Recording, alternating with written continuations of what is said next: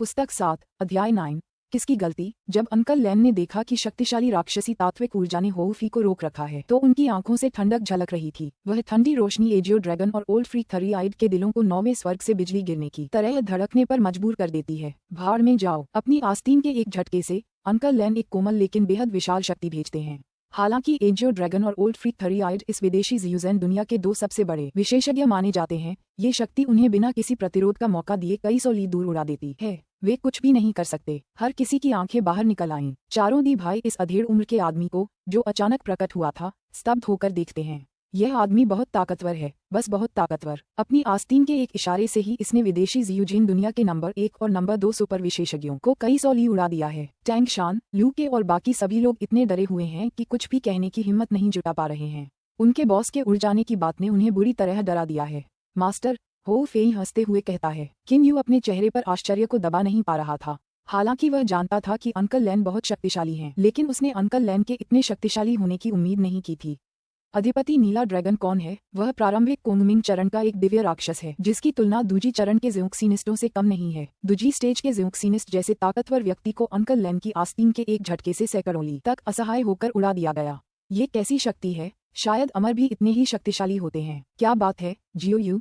Uncle लैन मुस्कुराते हुए किन यू की ओर देखते हैं। हो फेई हंसते हुए कहती है, बड़े भाई आपकी ताकत देखकर हैरान होंगे, मालिक। वो दोनों लड़के बहुत ताकतवर हैं, फिर भी मैं उनके साथ 2-4 चालें खेल पाए। वो मुझे धमका सकते हैं, लेकिन क्या उनकी हिम्मत है कि वो आपके सामने घमंड करें? इस समय हो फेई अपना सिर ऊंचा उठाए हुए एक आत्मसंतुष्ट मुर्गे की तरह चारों ओर देख रहा है। एक तरफ चारों दी भाई एक शब्द भी बोलने की हिम्मत नहीं जुटा पा रहे हैं। दरअसल वे पवित्र इंद्रिय संचार के जरिए एक दूसरे से तुरंत बात कर रहे हैं। बड़े भाई, क्या आपने नहीं कहा था कि किन्यू ने अपने स्कूल के बारे में जो कहा था वह झूठ था? लेकिन अब होफी उस विशेषज्ञ मास्टर को बुलाती है और किन्यू भी उसे अंकल कहती है।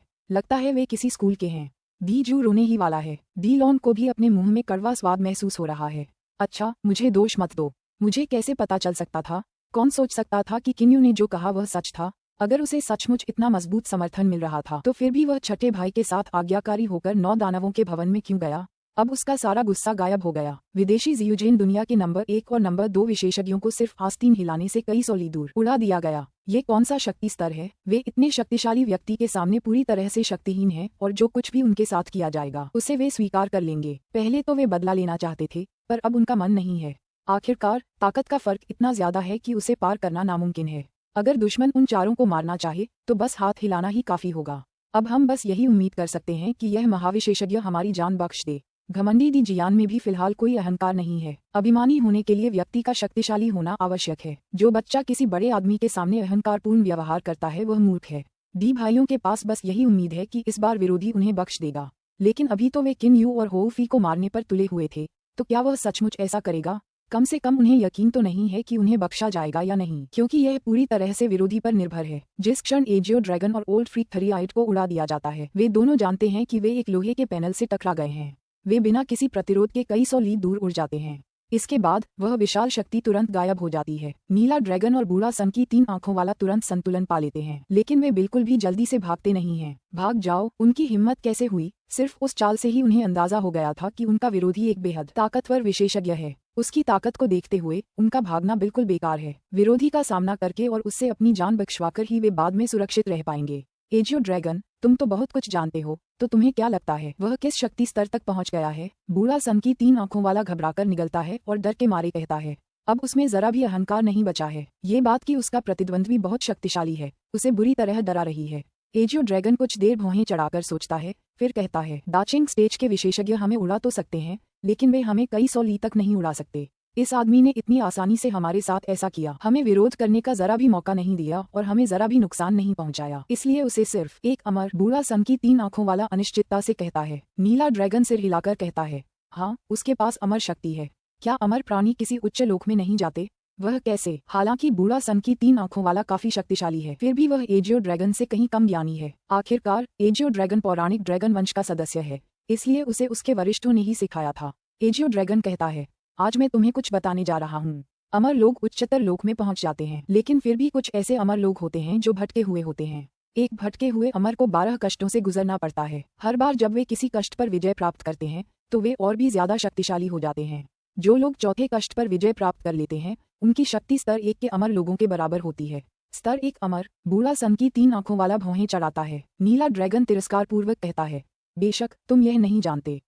मैं तुम्हें एक बात बताता हूँ, अमर प्राणियों के लिए 9 स्तर होते हैं, जबकि मुक्त अमर प्राणियों को 12 क्लेशों से गुजरना पड़ता है। 12वें क्लेश का मुक्त अमर 9वें स्तर के अमर के समान शक्तिशाली होता है। चौथे क्लेश का मुक्त अमर 1 स्तर के अमर के समान शक्तिशाली होता है। इस दुनिया में कोई अमर नहीं है, लेकिन मुक्त अमर प्राणी जरूर हैं। किंवदंती के अनुसार 12वें क्लेश के मुक्त अमर प्राणियों की शक्ति मूलतः।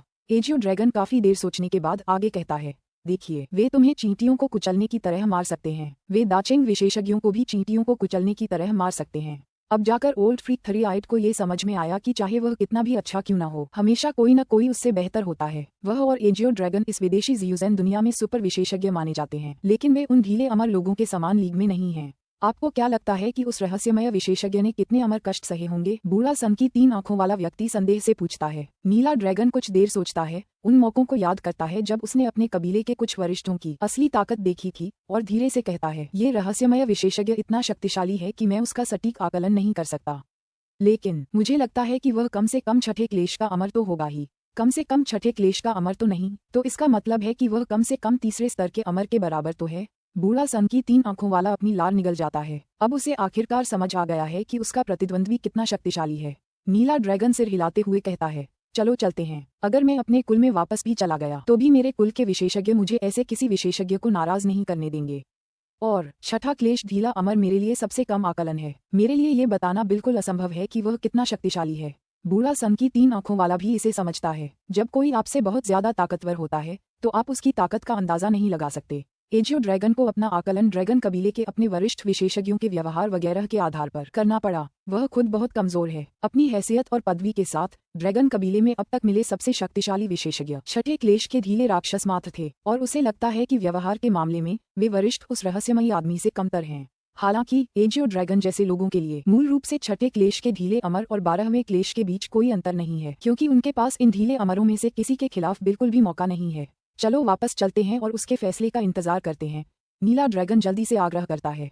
वह जानता है कि यदि वह ऐसे विशेषज्ञ के प्रति सम्मान और दंडित होने की इच्छा प्रदर्शित करता है तो उनकी श्रेष्ठ स्थिति को देखते हुए वे संभवतः उसके साथ कुछ नहीं करेंगे, लेकिन यदि वह उनके साथ अहंकारपूर्ण व्यवहार करता है तो ये कल्पना करना आसान है कि उसका क्या अंत होगा। ठीक है, अधिक कुछ कहने का साहस न करते हुए बूढ़ा सन की 3 आंखों वाला तुरंत एजियो ड्रैगन के साथ वापस उड़ जाता है।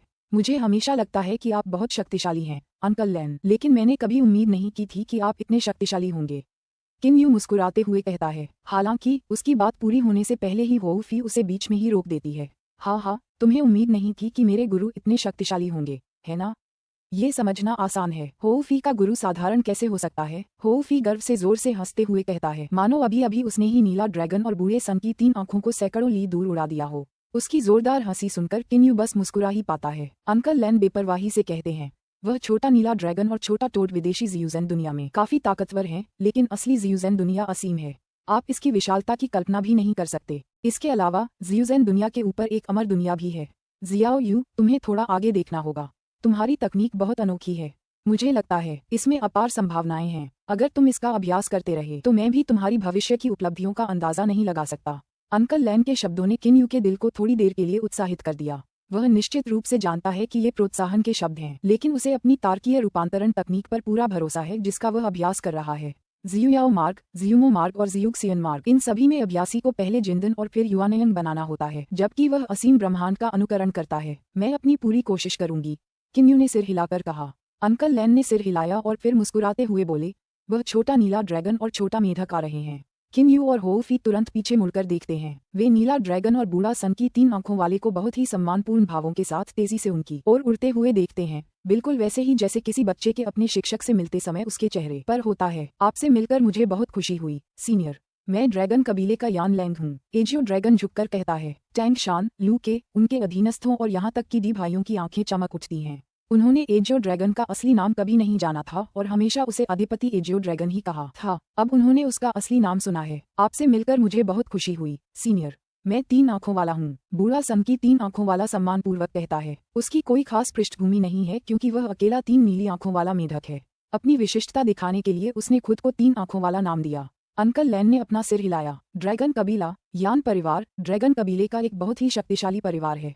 अंकल लैन को इसकी बिल्कुल भी परवाह नहीं है। उनकी बात सुनकर यान लैंग और भी ज्यादा सम्मान से भर जाता है, क्योंकि ड्रैगन कबीले के अंदर की स्थिति को अच्छी तरह से जानने वाले विशेषज्ञ बहुत कम मिलते हैं और उनमें आम अमर लोग शामिल नहीं होते। अंकल लैन ने ओल्ड फ्री थरी आइट को देखा और मुस्कुराते हुए कहा, 3 नीली आंखों वाले मेढक, शायद आप इस ज़्यूज़ेन दुनिया में अद्वितीय हैं। ये सुनकर बूढ़ा सन की 3 आंखों वाला तुरंत खुश हो जाता है और गर्व से मुस्कुराता है।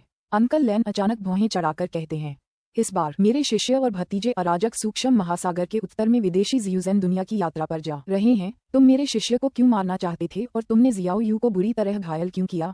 मुझे स्पष्टीकरण दो। यद्यपि ये शब्द बहुत उदासीनता से कहे गए हैं और इनमें क्रोध का लेशमात्र भी भाव नहीं है, फिर भी नीला ड्रैगन और बूढ़ा सन की 3 आंखों वाला दोनों ही भयभीत हैं। वे अच्छी तरह जानते हैं कि अब वे जो उत्तर देंगे वह उनके छोटे से जीवन का भी निर्धारण कर सकता है। वरिष्ठ, ऐसा इसलिए हुआ क्योंकि 9 दानवों के हॉल के वो छोटे कीड़े बहुत ज्यादा थे। वे एक आतंकवादी जेलीफिश को किन्यू को निगलने देना चाहते थे। एक आतंकी जेलीफिश उसे निगल जाए। अंकल लैन अपनी भौहें उठाकर अपनी हत्या की मंशा जाहिर करते हैं। डी भाई, जो दूर से उन्हें लगातार देख रहे थे, अचानक डर जाते हैं। गंभीर चोटों की परवाह न करते हुए डी लॉन्ग जल्दी से उनके पास आते हैं, झुककर कहते हैं, वरिष्ठ, मैं 9 दानवों के हॉल का डी लॉन्ग हूँ। अधिपति नीला ड्रैगन ने जो कहा वह सच नहीं है। चुप रहो, अंकल लैन ने धीरे से कहा। तुरंत डी लॉन्ग ने हिम्मत करके कुछ और नहीं कहा। अंकल लैन ने एजियो ड्रैगन की ओर देखते हुए कहा, तुम आगे बोल सकते हो। फिर उन्होंने डी लॉन्ग और भाइयों पर एक नजर डाली। बाद में जब कोई बात कर रहा हो तो बीच में मत टोकना। बारी बारी से मुझे बताना, तुम्हें बात करने का मौका मिलेगा, इसलिए चिंता करने की कोई जरूरत नहीं है। चारों डी भाई और भी ज्यादा डर गए, लेकिन वे कुछ कहने की हिम्मत नहीं जुटा पाए और सिर्फ सुन पाए। नीला ड्रैगन सिर हिलाते हुए कहता है, 9 दानव हॉल के 8वें महामहिम की हत्या कर दी गई थी, इसलिए उन्होंने किन्यू को पकड़ने और पूछताछ के लिए लाने के लिए 3 भाइयों को भेजा। अब अंकल लैन किन्यू को देखते हैं और मुस्कुराते हैं। किन्यू बस यही दिखावा कर सकता है कि उसका ध्यान किसी और चीज पर है। अंकल लैन को पता था कि उसने बहुत पहले ही 8वें महामहिम को मार डाला था, लेकिन अंकल लैन कोई नैतिकतावादी नहीं है। भाई किन्यू बहुत अच्छे हैं, इसलिए वे तीनों महापुरुषों के साथ 9 दानवों के भवन तक गए और रास्ते में कभी भागने की कोशिश नहीं की। लेकिन जब वे 9 दानवों के भवन में पहुंचे तो उन्हें एक आतंकवादी जेलीफिश द्वारा निगल लिए जाने की आशंका का सामना करना पड़ा। थरी आइड और मैं ये सब देख नहीं पाए, इसलिए हमने चुपके से अपने अधीनस्थों को उन्हें बचाने के लिए भेजा। जब एजियो ड्रैगन इस बिंदु पर बात करता है तो ओल्ड फ्री थरी आइड सहमति में सिर हिलाता है। जियो यू, क्या यही हुआ था?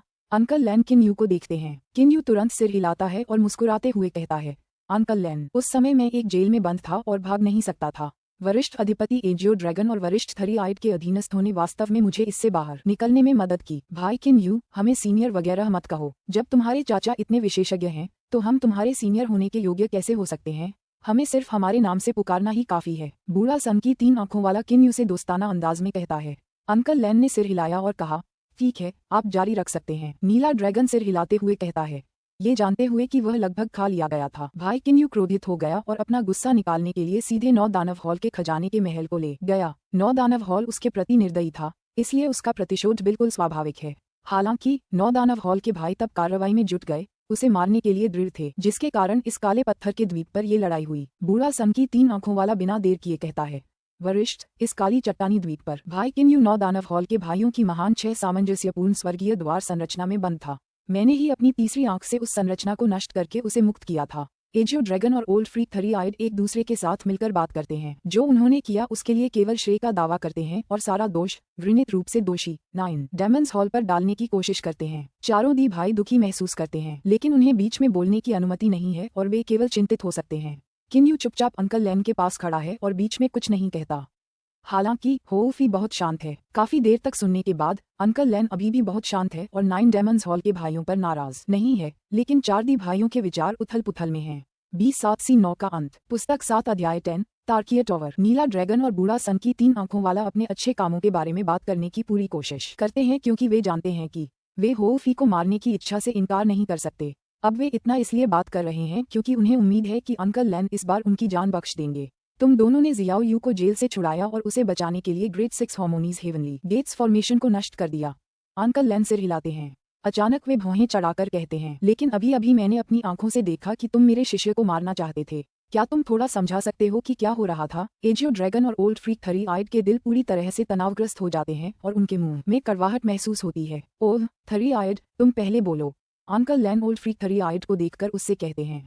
इस समय बूढ़ा सन की 3 आंखों वाला बिल्कुल भी बूढ़ा सन की नहीं लग रहा है, बल्कि वह हरे कपड़े पहने एक प्यारा सा लड़का लग रहा है।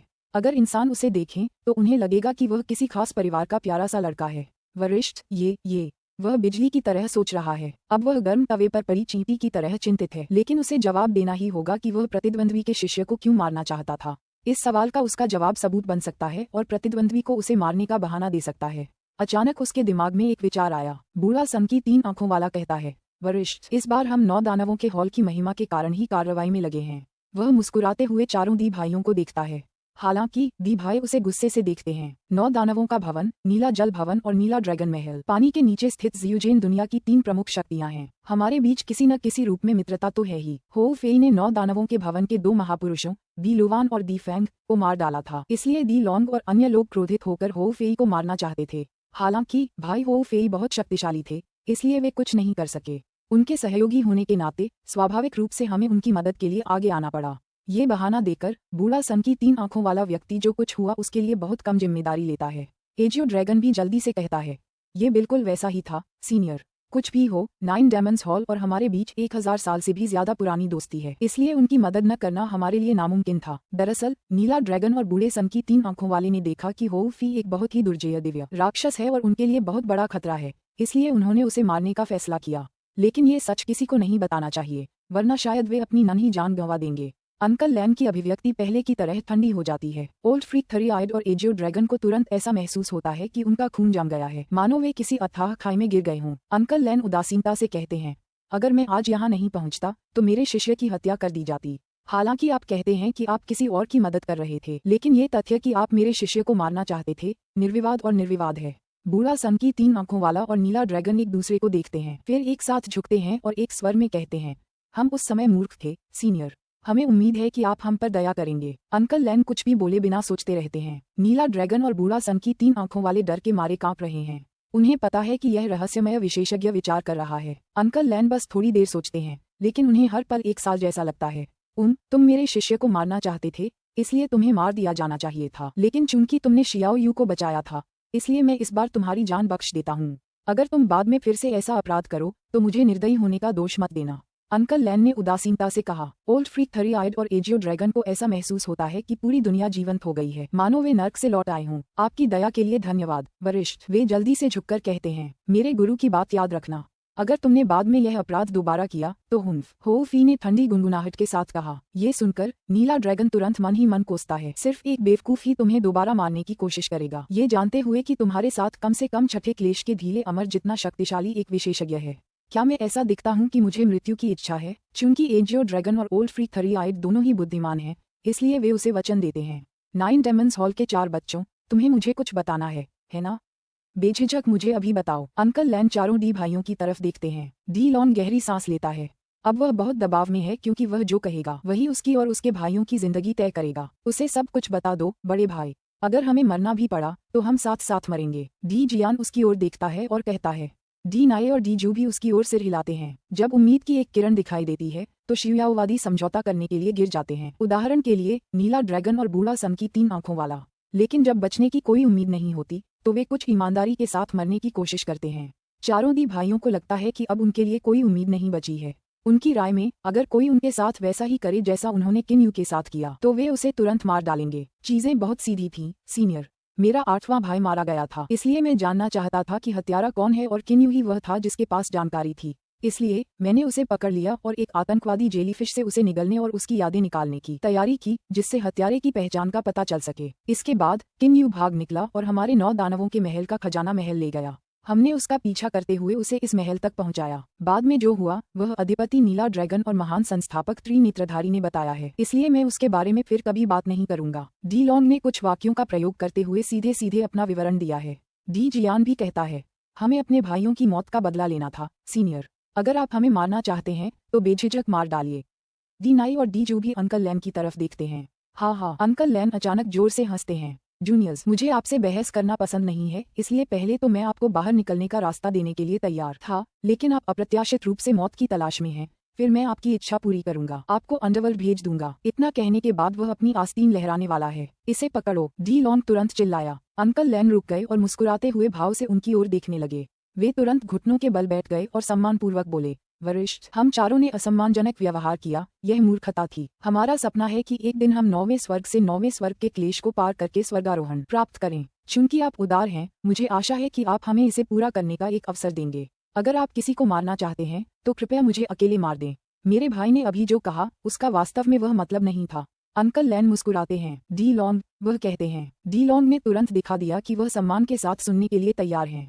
दी लॉन्ग, 9 दानवों के घराने में तुम्हारे और तुम्हारे भाइयों के बीच जो स्नेह है वह बहुत अच्छा है, लेकिन तुम बाहरी लोगों के साथ कूड़े जैसा व्यवहार करते हो और उन्हें अपनी मर्जी से मार डालते हो। उदाहरण के लिए शियाओ यू को ही ले लो। तुम्हें पता ही नहीं चला कि उसके और तुम्हारे बीच कोई झगड़ा है या नहीं, लेकिन तुम उसे तुरंत मारने की तैयारी कर चुके थे। ऐसा कृत्य बहुत क्रूर है। अंकल लैन ने फटकार लगाई। चारों दी भाई झुककर उसकी बात सुनते हैं। वे असहमत होने की हिम्मत ही नहीं जुटा पाते। अंकल लैन आगे कहते हैं, भले ही जियूजेन का मार्ग स्वर्ग के विरुद्ध हो और अधिकांश जियूजेनवादी स्वार्थी हो, फिर भी जब आपको अपने 8वें भाई की मृत्यु के बारे में पहली बार पता चला तो आपने तुरंत सभी संभावित हत्यारों का नरसंहार करने की तैयारी कर ली। आप एक संदिग्ध को रिहा करने के बजाय 1000 लोगों को गलत तरीके से मारना पसंद करेंगे। ऐसा कृत्य स्वार्थ की सीमा से परे है। वह मुस्कुराते हुए कहता है, आज मैं तुम्हें कुछ बता सकता हूँ।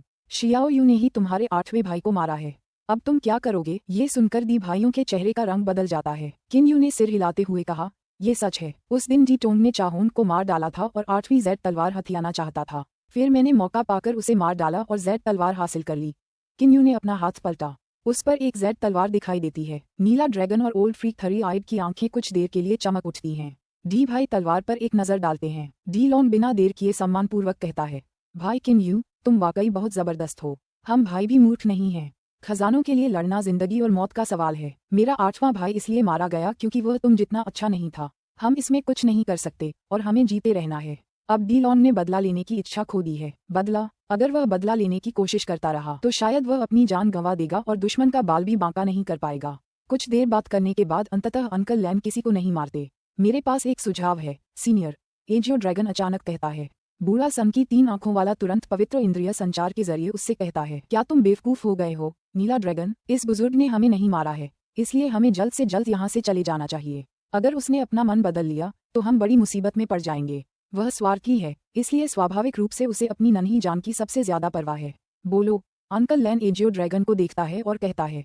नीला ड्रैगन मुस्कुराते हुए कहता है, अब 9 दानव हॉल के 5 भाई चले गए हैं और उनमें से केवल 4 ही बचे हैं। 9 दानव हॉल अब नीला ड्रैगन महल और नीले पानी के महल के बराबर नहीं रह सकता। आज उनके पास पानी के उस 9 करोड़ त्रिज्या वाले क्षेत्र पर कब्जा करने की भी शक्ति नहीं है। आपका क्या मतलब है, अधिपति एजियो ड्रैगन? डी लॉन्ग के चेहरे का रंग बदल जाता है। अतीत में जब उसके सभी भाई जीवित थे तो वे मिलकर सेनाएं बनाकर एजियो ड्रैगन या ओल्ड फ्रीक थरी आइड से निपट सकते थे, लेकिन अब उनमें से 5 मर चुके हैं। हालांकि जीवित भाई उनमें से सबसे शक्तिशाली है, फिर भी केवल 4 ही बचे हैं, इसलिए वे दुर्जय सेनाएं नहीं बना सकते और वास्तव में अब ब्लू वाटर मैंशन और एजियो ड्रैगन पैलेस के बराबर नहीं है। मेरा क्या मतलब है?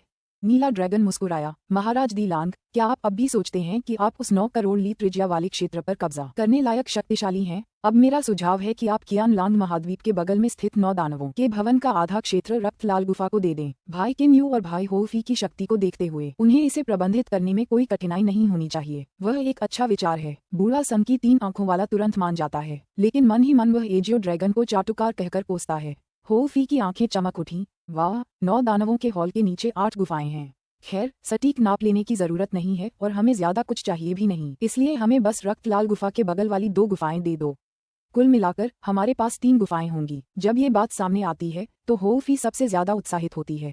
आपकी क्या राय है, महाराज डी लांग? एजियो ड्रैगन डी लांग की ओर देखता है। हो फे भी डी लॉन्ग की ओर भौहें चढ़ाकर देखती है। उसके पास कहने के अलावा कोई चारा नहीं है। सब जानते ही हैं कि भाई हो फी कितना ताकतवर है।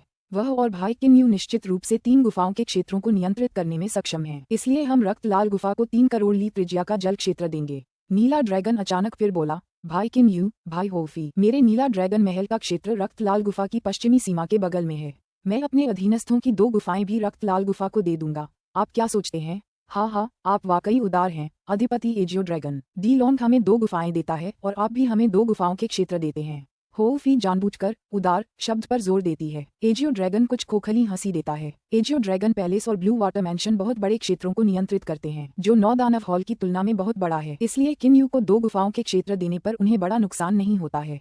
हो फे तुरंत अपनी चमकती हुई निगाहें ओल्ड फ्रीक थरी आइड पर डालता है, जो मुस्कुराता है और तुरंत कहता है, मेरा ब्लू वाटर हवेली आपको रक्त लाल गुफा की पूर्वी सीमा के बगल में 2 गुफाएं भी देगा। इस प्रकार किन यू और हो फी ने कुछ ही समय में 6 गुफाएं प्राप्त कर लीं। अपनी मूल गुफा के साथ अब उनके पास 7 गुफाएं हैं, जो 9 दानव हॉल के अंतर्गत आने वाली 5 गुफाओं से अधिक हैं।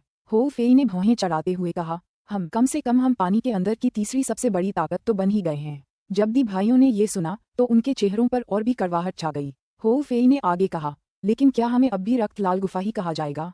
ये तो बस चाहोंग ने शुरुआत में दिया नाम है। इसे बदलना होगा, पूरी तरह से बदलना होगा। किन यू भी सिर हिलाता है। नाम तो बदलना ही होगा। जब बाकी शक्तियों के नाम 9 diamonds hall, blue water mention और एजियो ड्रैगन पैलेस हैं, तो वह ब्लड रेड केव का इस्तेमाल कैसे कर सकता है? एजियो ड्रैगन तुरंत जोर से हंसता है और प्रस्ताव रखता है, हाँ, मुझे लगता है कि न केवल नाम बदलना होगा बल्कि मूल गुफा का भी बड़े पैमाने पर पुनर्निर्माण और डिजाइनिंग की प्रक्रिया से गुजरना होगा। इसका आकार कम से कम 10 गुना बढ़ाया जाना चाहिए। जब आपके पास 7 गुफाएं हैं तो कम से कम उनके आकार के अनुरूप एक हवेली तो होनी ही चाहिए, है ना? अंकल लैन, क्या आप हमें नाम सोचने में मदद कर सकते हैं? किन यू ने बहुत देर तक सोचा लेकिन कोई अच्छा नाम नहीं सोच पाया। ये सुनकर अंकल लैन ने उसे देखा और कहा, जियाओ यू, तुम्हारा और तारों का गहरा नाता है, इसलिए चलो स्टेलर टावर नाम रखते हैं। नए डिजाइन की बात करें तो इसे बहुत आलीशान और बहुत बड़ा होने की जरूरत नहीं है, छोटा और नाजुक होना भी चलेगा। ठीक है, तो नया नाम स्टेलर टावर है। किम यू ने मन बना लिया है। दरअसल वह कोई बड़ा आलीशान महल नहीं बनवाना चाहता क्योंकि उसे दिखावटीपन पसंद नहीं है। स्टेलर टावर ये नाम कुछ खास नहीं है। हो फी ने 2-4 बार आंख मारी और मुंह बनाया। हम तभी प्रभावशाली लग सकते हैं जब हम लॉर्ड होज मैंशन नाम का इस्तेमाल करें। मेरा घर लॉर्ड होज मैंशन। काका, बुरा नहीं, बुरा नहीं। पापा, अंकल लैन उसके सिर पर थपकी देते हैं। हो फेई तुरंत बोलना बंद कर देती है। अधिपति एजियो ड्रैगन, कृपया मुझे ये संदेश फैलाने में मदद करें कि इस दिन 3 साल बाद मेरे स्टेलर टावर का आधिकारिक उद्घाटन समारोह होगा। किन यू एजियो ड्रैगन को सलाम करता है और कहता है। अधिपति नीला ड्रैगन मुस्कुराते हुए सिर हिलाते हुए कहता है, चिंता मत करो भाई किन यू, मैं संदेश फैलाने में तुम्हारी मदद जरूर करूंगा। चलो चलें, ये जगह रक्त लाल गुफा से काफी दूर है, इसलिए मैं तुम्हें वापस ले जा रहा हूँ। अंकल लैन ने किम यू और हो फी की बाहें पकड़ लीं और फिर तीनों हवा में गायब हो गए। टेलीपोर्टेशन, वहां मौजूद सभी लोगों का दिल दहल जाता है। किंवदंती के अनुसार यह एक ऐसी तकनीक है जिसका इस्तेमाल केवल अमर ही कर सकते हैं। इसके अलावा अंकल लैन ने अपने साथ 2 और लोगों को भी टेलीपोर्ट कर लिया है। ये किस स्तर की शक्ति है? एजियो ड्रैगन, वह कितना शक्तिशाली है कि अपने साथ 2 अन्य लोगों को टेलीपोर्ट कर सकता है? बूढ़ा सन की 3 आंखों वाला एजियो ड्रैगन को देखता है। एजियो ड्रैगन चुपके से एक आह भरता है। शांत होने के बाद वह कहता है, मुझे नहीं पता। मेरी जानकारी के अनुसार टेलीपोर्ट करने के लिए आपको कम से कम चौथे क्लेश लूज इमोर्टल होना होगा। ये सीनियर अपने साथ 2 और लोगों को टेलीपोर्ट कर सकता है इस पावर लेवल पर। मैं अपने कबीले के सीनियर्स से पूछने के बाद ही जान पाऊंगा कि यह क्या है। ठीक है, मुझे पेंगलाई इमोर्टल रीजन और पर्पल फ्लेम डेविलिश डंगोन को भी स्टेलर टावर के बारे में बताना होगा। बूढ़ा सन की 3 आंखों वाला अपना सिर हिलाता है। किम यू और हो फी काफी शक्तिशाली हैं और उन्हें रहस्यमय अंकल लैन का समर्थन प्राप्त है। इसलिए वास्तव में अब से विदेशी जियूज़ेन दुनिया में 5 के बजाय 6 प्रमुख शक्तियां हैं। 20-7C10 का अंत। पुस्तक 7 अध्याय 11। स्थानिक पतन। कियान लोंग महाद्वीप के अधिकांश निवासी नश्वर हैं। कियान लोंग महाद्वीप की दक्षिणी सीमा के पास एक असीम जल क्षेत्र है जिसमें कई अमर द्वीप हैं। कियान लोंग महाद्वीप के दक्षिण में करोड़ों ली की दूरी पर स्थित कई सौ समीपवर्ती द्वीप मिलकर एक क्षेत्र बनाते हैं, पेंगलाई अमर क्षेत्र। यह विदेशी शियुगसियानवादियों का केंद्र है। पेंगलाई अमर क्षेत्र में बड़ी संख्या में स्कूल हैं और इसके सैकड़ों द्वीप बेहद विशाल हैं। सामान्यतः प्रत्येक द्वीप में लाखों नश्वर मनुष्य और 1000 से ज्यादा जियुगसियानिस्ट रहते हैं। इसलिए पेंगलाई अमर क्षेत्र में जियुगसियानिस्टों की संख्या लाखों में है। यद्यपि पेंगलाई अमर क्षेत्र में बहुत सारे स्कूल हैं, लेकिन किंगसू मंदिर उनमें अग्रणी है। इस किंगसू मंदिर में ज्यादा छात्र नहीं हैं। पेंगलाई अमर क्षेत्र के अन्य विद्यालयों की तुलना में इसमें सदस्यों की संख्या औसत है। हालांकि इसमें रेवरेंड यानजू नामक एक महान बुजुर्ग हैं जो कोंगमिंग के अंतिम चरण तक पहुंच चुके हैं और दूजी चरण से बस एक कदम दूर हैं। यह व्यक्ति कोई और नहीं बल्कि पेंगलाई अमर क्षेत्र के शीर्ष व्यक्ति हैं। पेंगलाई अमर क्षेत्र में किंगसू द्वीप पर स्थापित कई दर्जन पवित्र ऊर्जा संग्रहण संरचनाओं के कारण द्वीप पर पवित्र ऊर्जा का घनत्व सामान्य जल क्षेत्र के घनत्व से 10 गुना अधिक है। ये क्विंगसू द्वीप के केंद्र के जितना निकट है, पवित्र ऊर्जा उतनी ही सघन है। कुछ बिंदुओं के आगे पवित्र ऊर्जा इतनी घनी है कि वह धुंध जैसी प्रतीत होती है। विभिन्न जियुगसियानिस्ट अपनी तलवारों पर या हवा के प्रवाह पर या बादलों पर या प्रकाशीय पलायन कलाओं का उपयोग करते हुए उड़ रहे हैं। एक प्राचीन मंडप में एक चांदी के बालों वाला बूढ़ा आदमी बैठा है जिसका चेहरा किसी बच्चे की तरह लाल है। इस चांदी के बालों वाले बूढ़े आदमी के बगल में बैठे हैं किंगसू मंदिर के मठाधीश रेवरेंड यान लैन, और वह चांदी के बालों वाला बूढ़ा आदमी कोई और नहीं बल्कि किंगसू मंदिर के महापुरुष रेवरेंड यानजू हैं। वरिष्ठ भाई, ये 100 ड्यूड्रॉप्स टी सिर्फ जियांग स्कूल में ही मिलती है और वे अक्सर इसे सिर्फ आपको ही देते हैं। अगर आप न होते तो मैं रोज इस तरह की चाय का आनंद नहीं ले पाता। रेवरेंड यान लैन बड़े आनंद से चाय की चुस्की लेते हैं। हालांकि रेवरेंड यानजू ने एक उदासीन मुस्कान दी। वह जियांग स्कूल बहुत महत्वाकांक्षी है। वे हर तरह से नंबर 1 बनना चाहते हैं। हमारा किंगसू मंदिर महत्वाकांक्षी नहीं है, लेकिन हमारे पास असली ताकत है, इसलिए इसमें कोई आश्चर्य की बात नहीं है कि वे मेरे आगे इस तरह चापलूसी कर रहे हैं। रेवरेंड यानजू पेंगलाई अमर क्षेत्र में सबसे शक्तिशाली और नंबर 1 व्यक्ति हैं। वरिष्ठ भाई, इस पेंगलाई अमर क्षेत्र में जियांग संप्रदाय के कई दसियों हजार शिष्य हैं, जबकि हमारे पास केवल कुछ हजार हैं। वास्तव में यदि हमारे संप्रदाय के संस्थापक द्वारा अतीत में दिए गए निर्देश न होते तो किंगसू मंदिर के शिष्यों की संख्या बहुत पहले ही उनके शिष्यों से बहुत अधिक हो गई होती। हालांकि हमारे शिष्यों की संख्या कम है, फिर भी हमारे विशेषज्ञ इस स्थान पर और तेंगलोंग महाद्वीप पर उनसे कहीं अधिक शक्तिशाली हैं। रेवरेंड यान लैन इस मुद्दे पर बात करते हुए कुछ घमंडी लग रहे हैं। कनिष्ठ भाई, हमारे किंगसू मंदिर की साधना पद्धतियां मन की अवस्थाओं को बहुत महत्व देती हैं।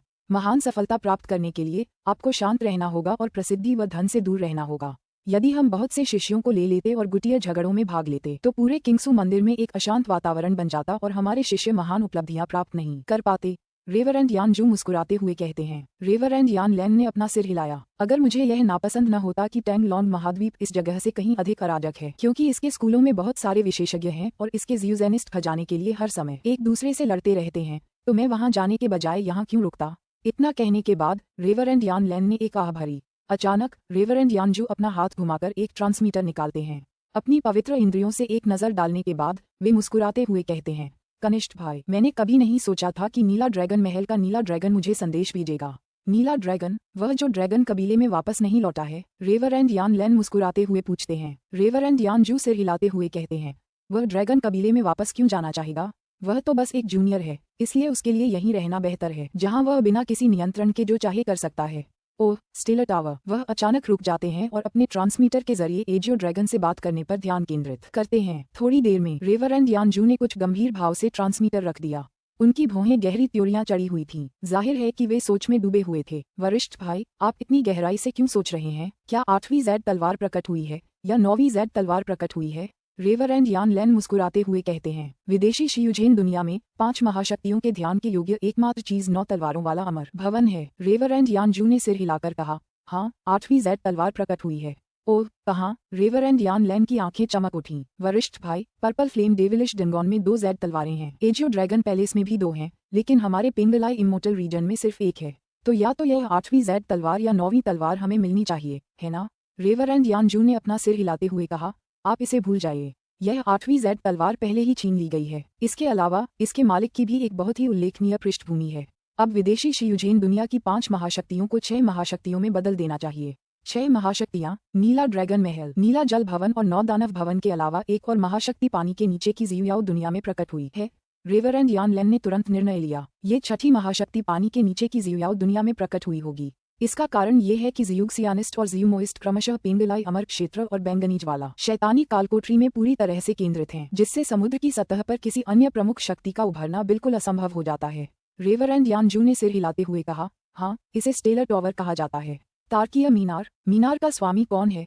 रेवरेंड यान लैन ने तुरंत पूछा। रेवरेंड यानजू के विपरीत, जिन्हें प्रसिद्धि और धन की परवाह नहीं है, वे किंगसू मंदिर के मठाधीश हैं, इसलिए उन्हें कई बातें जाननी होंगी। उसका नाम किम यू है, लेकिन उसकी पृष्ठभूमि कोई साधारण नहीं है। उसका भाई एक दिव्य पशु है, और वह भी एक अत्यंत दुर्जेय दिव्य पशु। उसके चाचा उस दिव्य पशु के स्वामी और एक अमर प्राणी हैं। जब रेवरेंड यानजू इस बिंदु पर बात करते हैं तो उनका स्वर कुछ गंभीर हो जाता है। रेवरेंड यान लैन का दिल धड़क उठा। एक भटका हुआ अमर, वह कुछ देर तक बहुत तेजी से सोचता है। एक भटका हुआ अमर अराजक सूक्ष्म महासागर के उत्तर में क्यों भागेगा?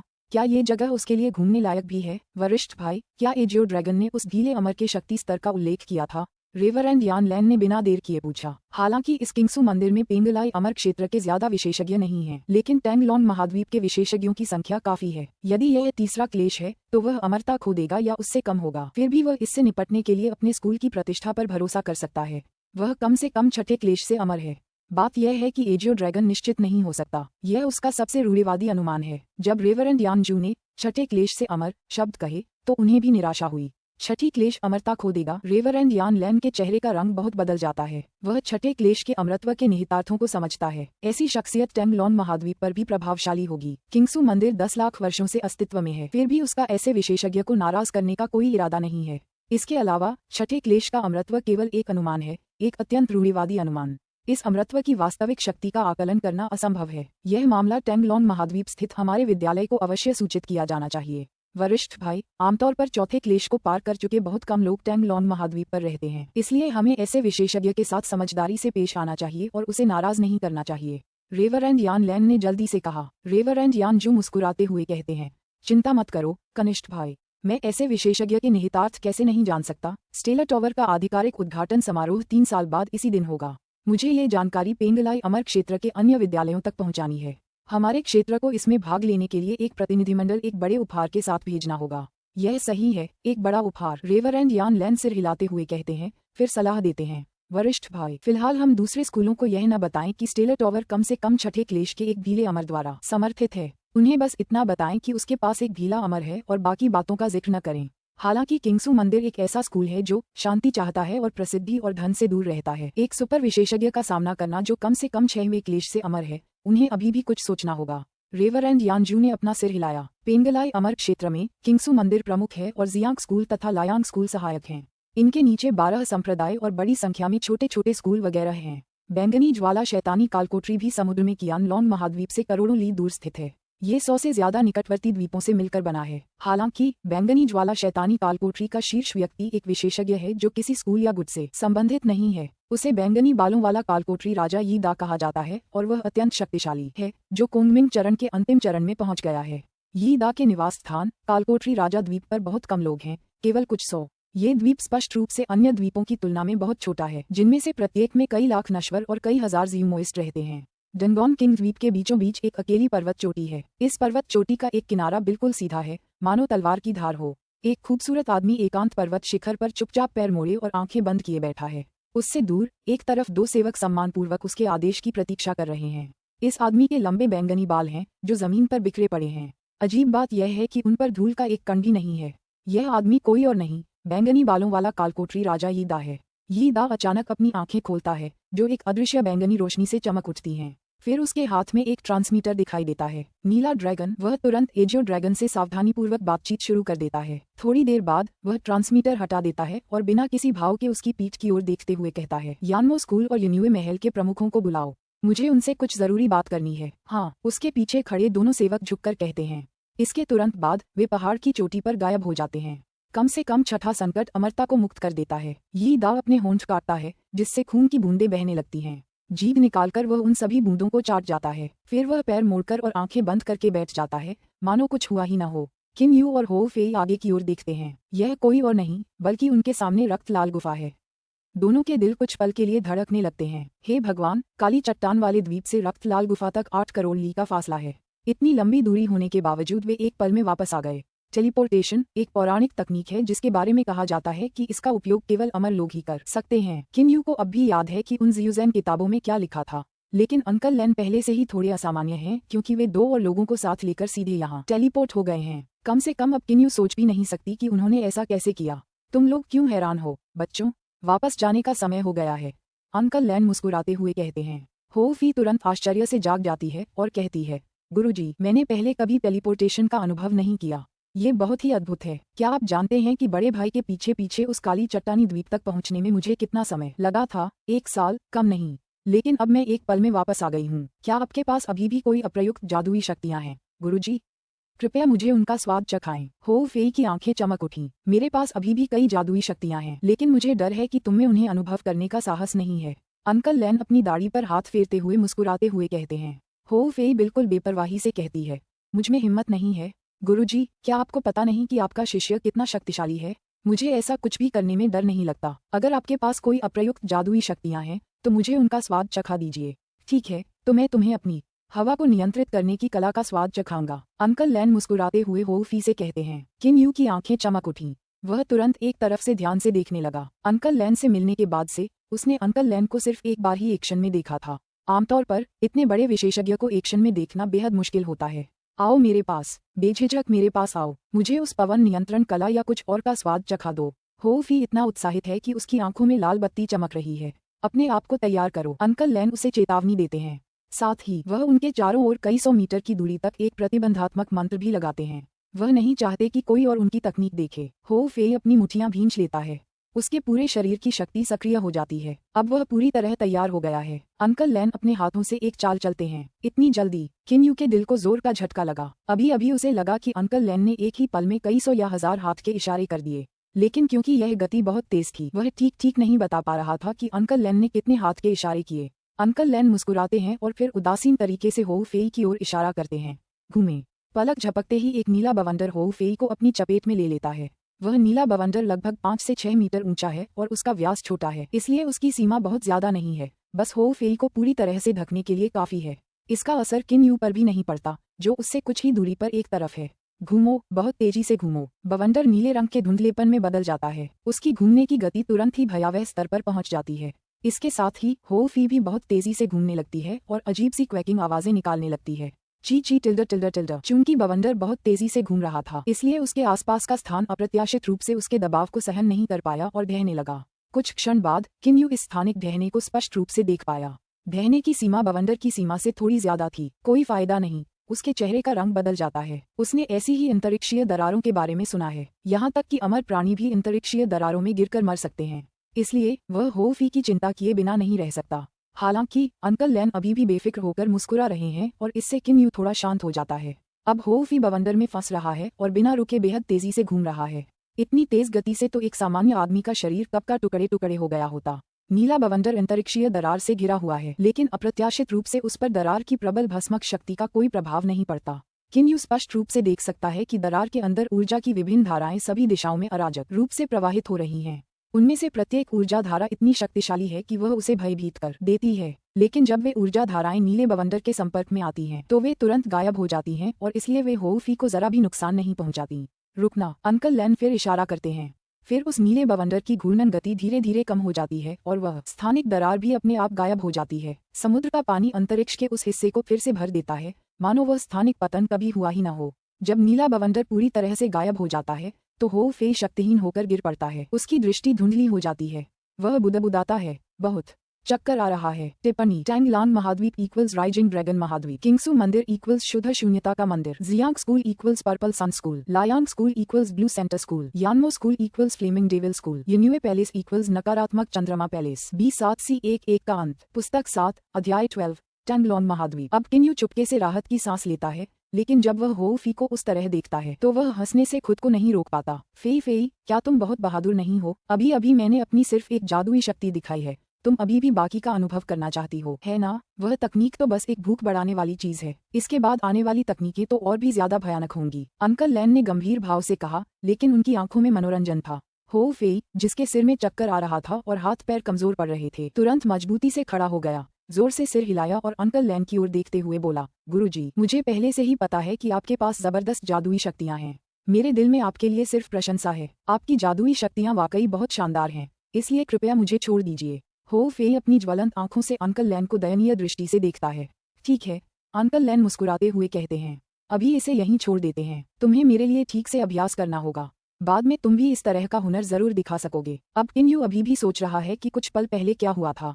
जब अंकल लैन उस पवन नियंत्रण कला का प्रयोग कर रहे थे, तो उस बवंडर की भयानक शक्ति का उन पर कोई असर नहीं हुआ, जो उससे सिर्फ 10 मीटर की दूरी पर थे। इस तरह की ऊर्जा नियंत्रण तकनीक वाकई अद्भुत है। इसके अलावा वह बवंडर इतना शक्तिशाली था कि उसने अंतरिक्ष को चीर दिया, लेकिन होउ फी, जो उसके चारों ओर थी, को इससे कोई चोट नहीं पहुंची। इसके अलावा स्थानिक पतन के बाद होउ फी को घेरे हुए वह बवंडर पूरी तरह से स्थानिक दरार में चला गया, लेकिन उसे कुछ नहीं हुआ और अंततः वह सुरक्षित बाहर आ गया।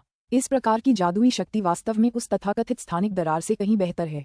तुम स्तब्ध क्यों हो, जियाओ यू? अब समय आ गया है कि तुम दोनों गुफा में वापस चले जाओ। अंकल लैन मुस्कुराते हुए उन पर से प्रतिबंधात्मक जादू हटा देते हैं। किन यू तुरंत कहता है, अंकल लैन, आप मेरे साथ रक्त लाल गुफा में आराम करने क्यों नहीं चलते? मुझे आपसे और भी बहुत सी बातें पूछनी हैं। होउ फी जल्दी से कहता है, ठीक है गुरु, आप पहले कभी रक्त लाल गुफा में नहीं गए, मैं आपको दर्शनीय स्थलों की सैर कराऊंगा। किन यू और होउ फी को रोकने में असमर्थ अंकल लैन के पास कहने के अलावा कोई विकल्प नहीं है। ठीक है, चलो पहले आराम करते हैं। इसके तुरंत बाद वे तीनों रक्त लाल गुफा में प्रवेश करते हैं। जैसे ही किन यू और होउ फी वापस लौटते हैं, पूरी रक्त लाल गुफा जगमगा उठती है। चूंकि उसे 9 दानवों के महल की 3 महारानियां ले गई थीं, इसलिए वे सभी रक्षक इस बात को लेकर चिंतित थे कि उसे मार दिया जाएगा या नहीं। किन यू और होउ फी को वापस आते देख हे यू बहुत उत्साहित है। पिछले 1 साल से वह किन्यू के बारे में चिंतित था और तुरंत 9 दानवों के भवन में जाने के लिए बेचैन था। हालांकि किन्यू के सख्त आदेश के कारण उसे रक्तलाल गुफा का प्रभारी बनना पड़ा है। इस बार किन्यू के लौटने पर रक्तलाल गुफा में सभी के लिए एक भव्य दावत रखी जाती है और लोग जोर शोर से जश्न मनाते हैं। तीनों भाई किन्यू, होऊ-फी और हेयू भी दिन रात शराब पीते हैं। हालांकि अंकल लैन अपने घर पर ही रहते हैं और पार्टी में नहीं जाते। कई दिनों के बाद रक्तलाल गुफा में पूर्व शांति बहाल हो जाती है। रक्तलाल गुफा के उत्तरी भाग में एक मंजिला इमारत के हॉल में किन्यू और अंकल लैन चाय का आनंद लेते हुए एक दूसरे से बात कर रहे हैं। अंकल लैन, पिछली बार उस एजियो ड्रैगन ने ड्रैगन कबीले का जिक्र किया था और मैंने आपको कैओटिक, एस्ट्रल ओशन वगैरह का जिक्र करते सुना था।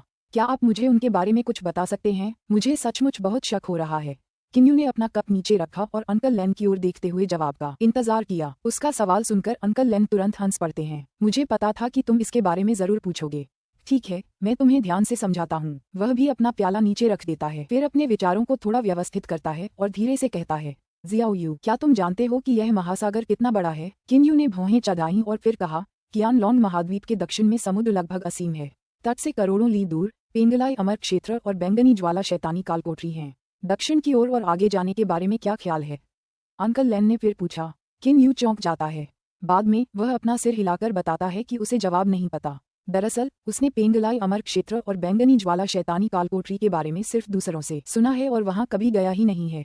कोई नहीं जानता कि वे असल में कितनी दूर हैं। तथाकथित करोड़ों ली तो बस एक काल्पनिक संख्या है, लेकिन किन्यू जानता है कि वे 10 करोड़ ली से भी ज्यादा दूर होंगे। अंकल लैन सिर हिलाते हुए कहते हैं, कियानलॉन्ग महाद्वीप और उसके दक्षिण में कई 100 मिलियन ली के भीतर का क्षेत्र एक ऐसी दुनिया है जहां नश्वर और ज़ियूजेनिस्ट एक साथ रहते हैं। हालांकि अगर आप इस महासागर की सबसे दूर की सीमा तक पहुंचने के लिए दक्षिण की ओर जाएं, तो आपको अराजक सूक्ष्म महासागर दिखाई देगा। अराजक सूक्ष्म महासागर? किन्यू की आंखें चमक उठीं। अंकल लैन सिर हिलाते हुए कहते हैं, हाँ, अराजक सूक्ष्म महासागर। ये सामान्य महासागरों से अलग है। अराजक सूक्ष्म महासागर को सामान्य महासागरों से अलग करने वाली एक अदृश्य बाधा है। ये संकीर्ण अर्थों में बाधा नहीं, बल्कि प्रकृति का नियम है। प्रकृति का नियम? किन्यू चौंका। अंकल लैन सिर हिलाते हुए कहते हैं, हाँ, अगर कोई शियूजेनिस्ट कियानलॉन्ग महाद्वीप से दक्षिण की ओर जाए तो कई 100 मिलियन ली की उड़ान भरने के बाद वह अराजक सूक्ष्म महासागर की सीमा तक पहुंच जाएगा। वह देखेगा कि इस महासागर में गगनचुंबी लहरें हैं और इसकी पवित्र ऊर्जा अत्यंत अराजक है। अराजक सूक्ष्म महासागर असाधारण रूप से विशाल है। जहाँ तक मैं जानता हूँ, तुम्हारी वर्तमान गति के साथ तुम्हें इसे पार करने में 100 साल लगेंगे।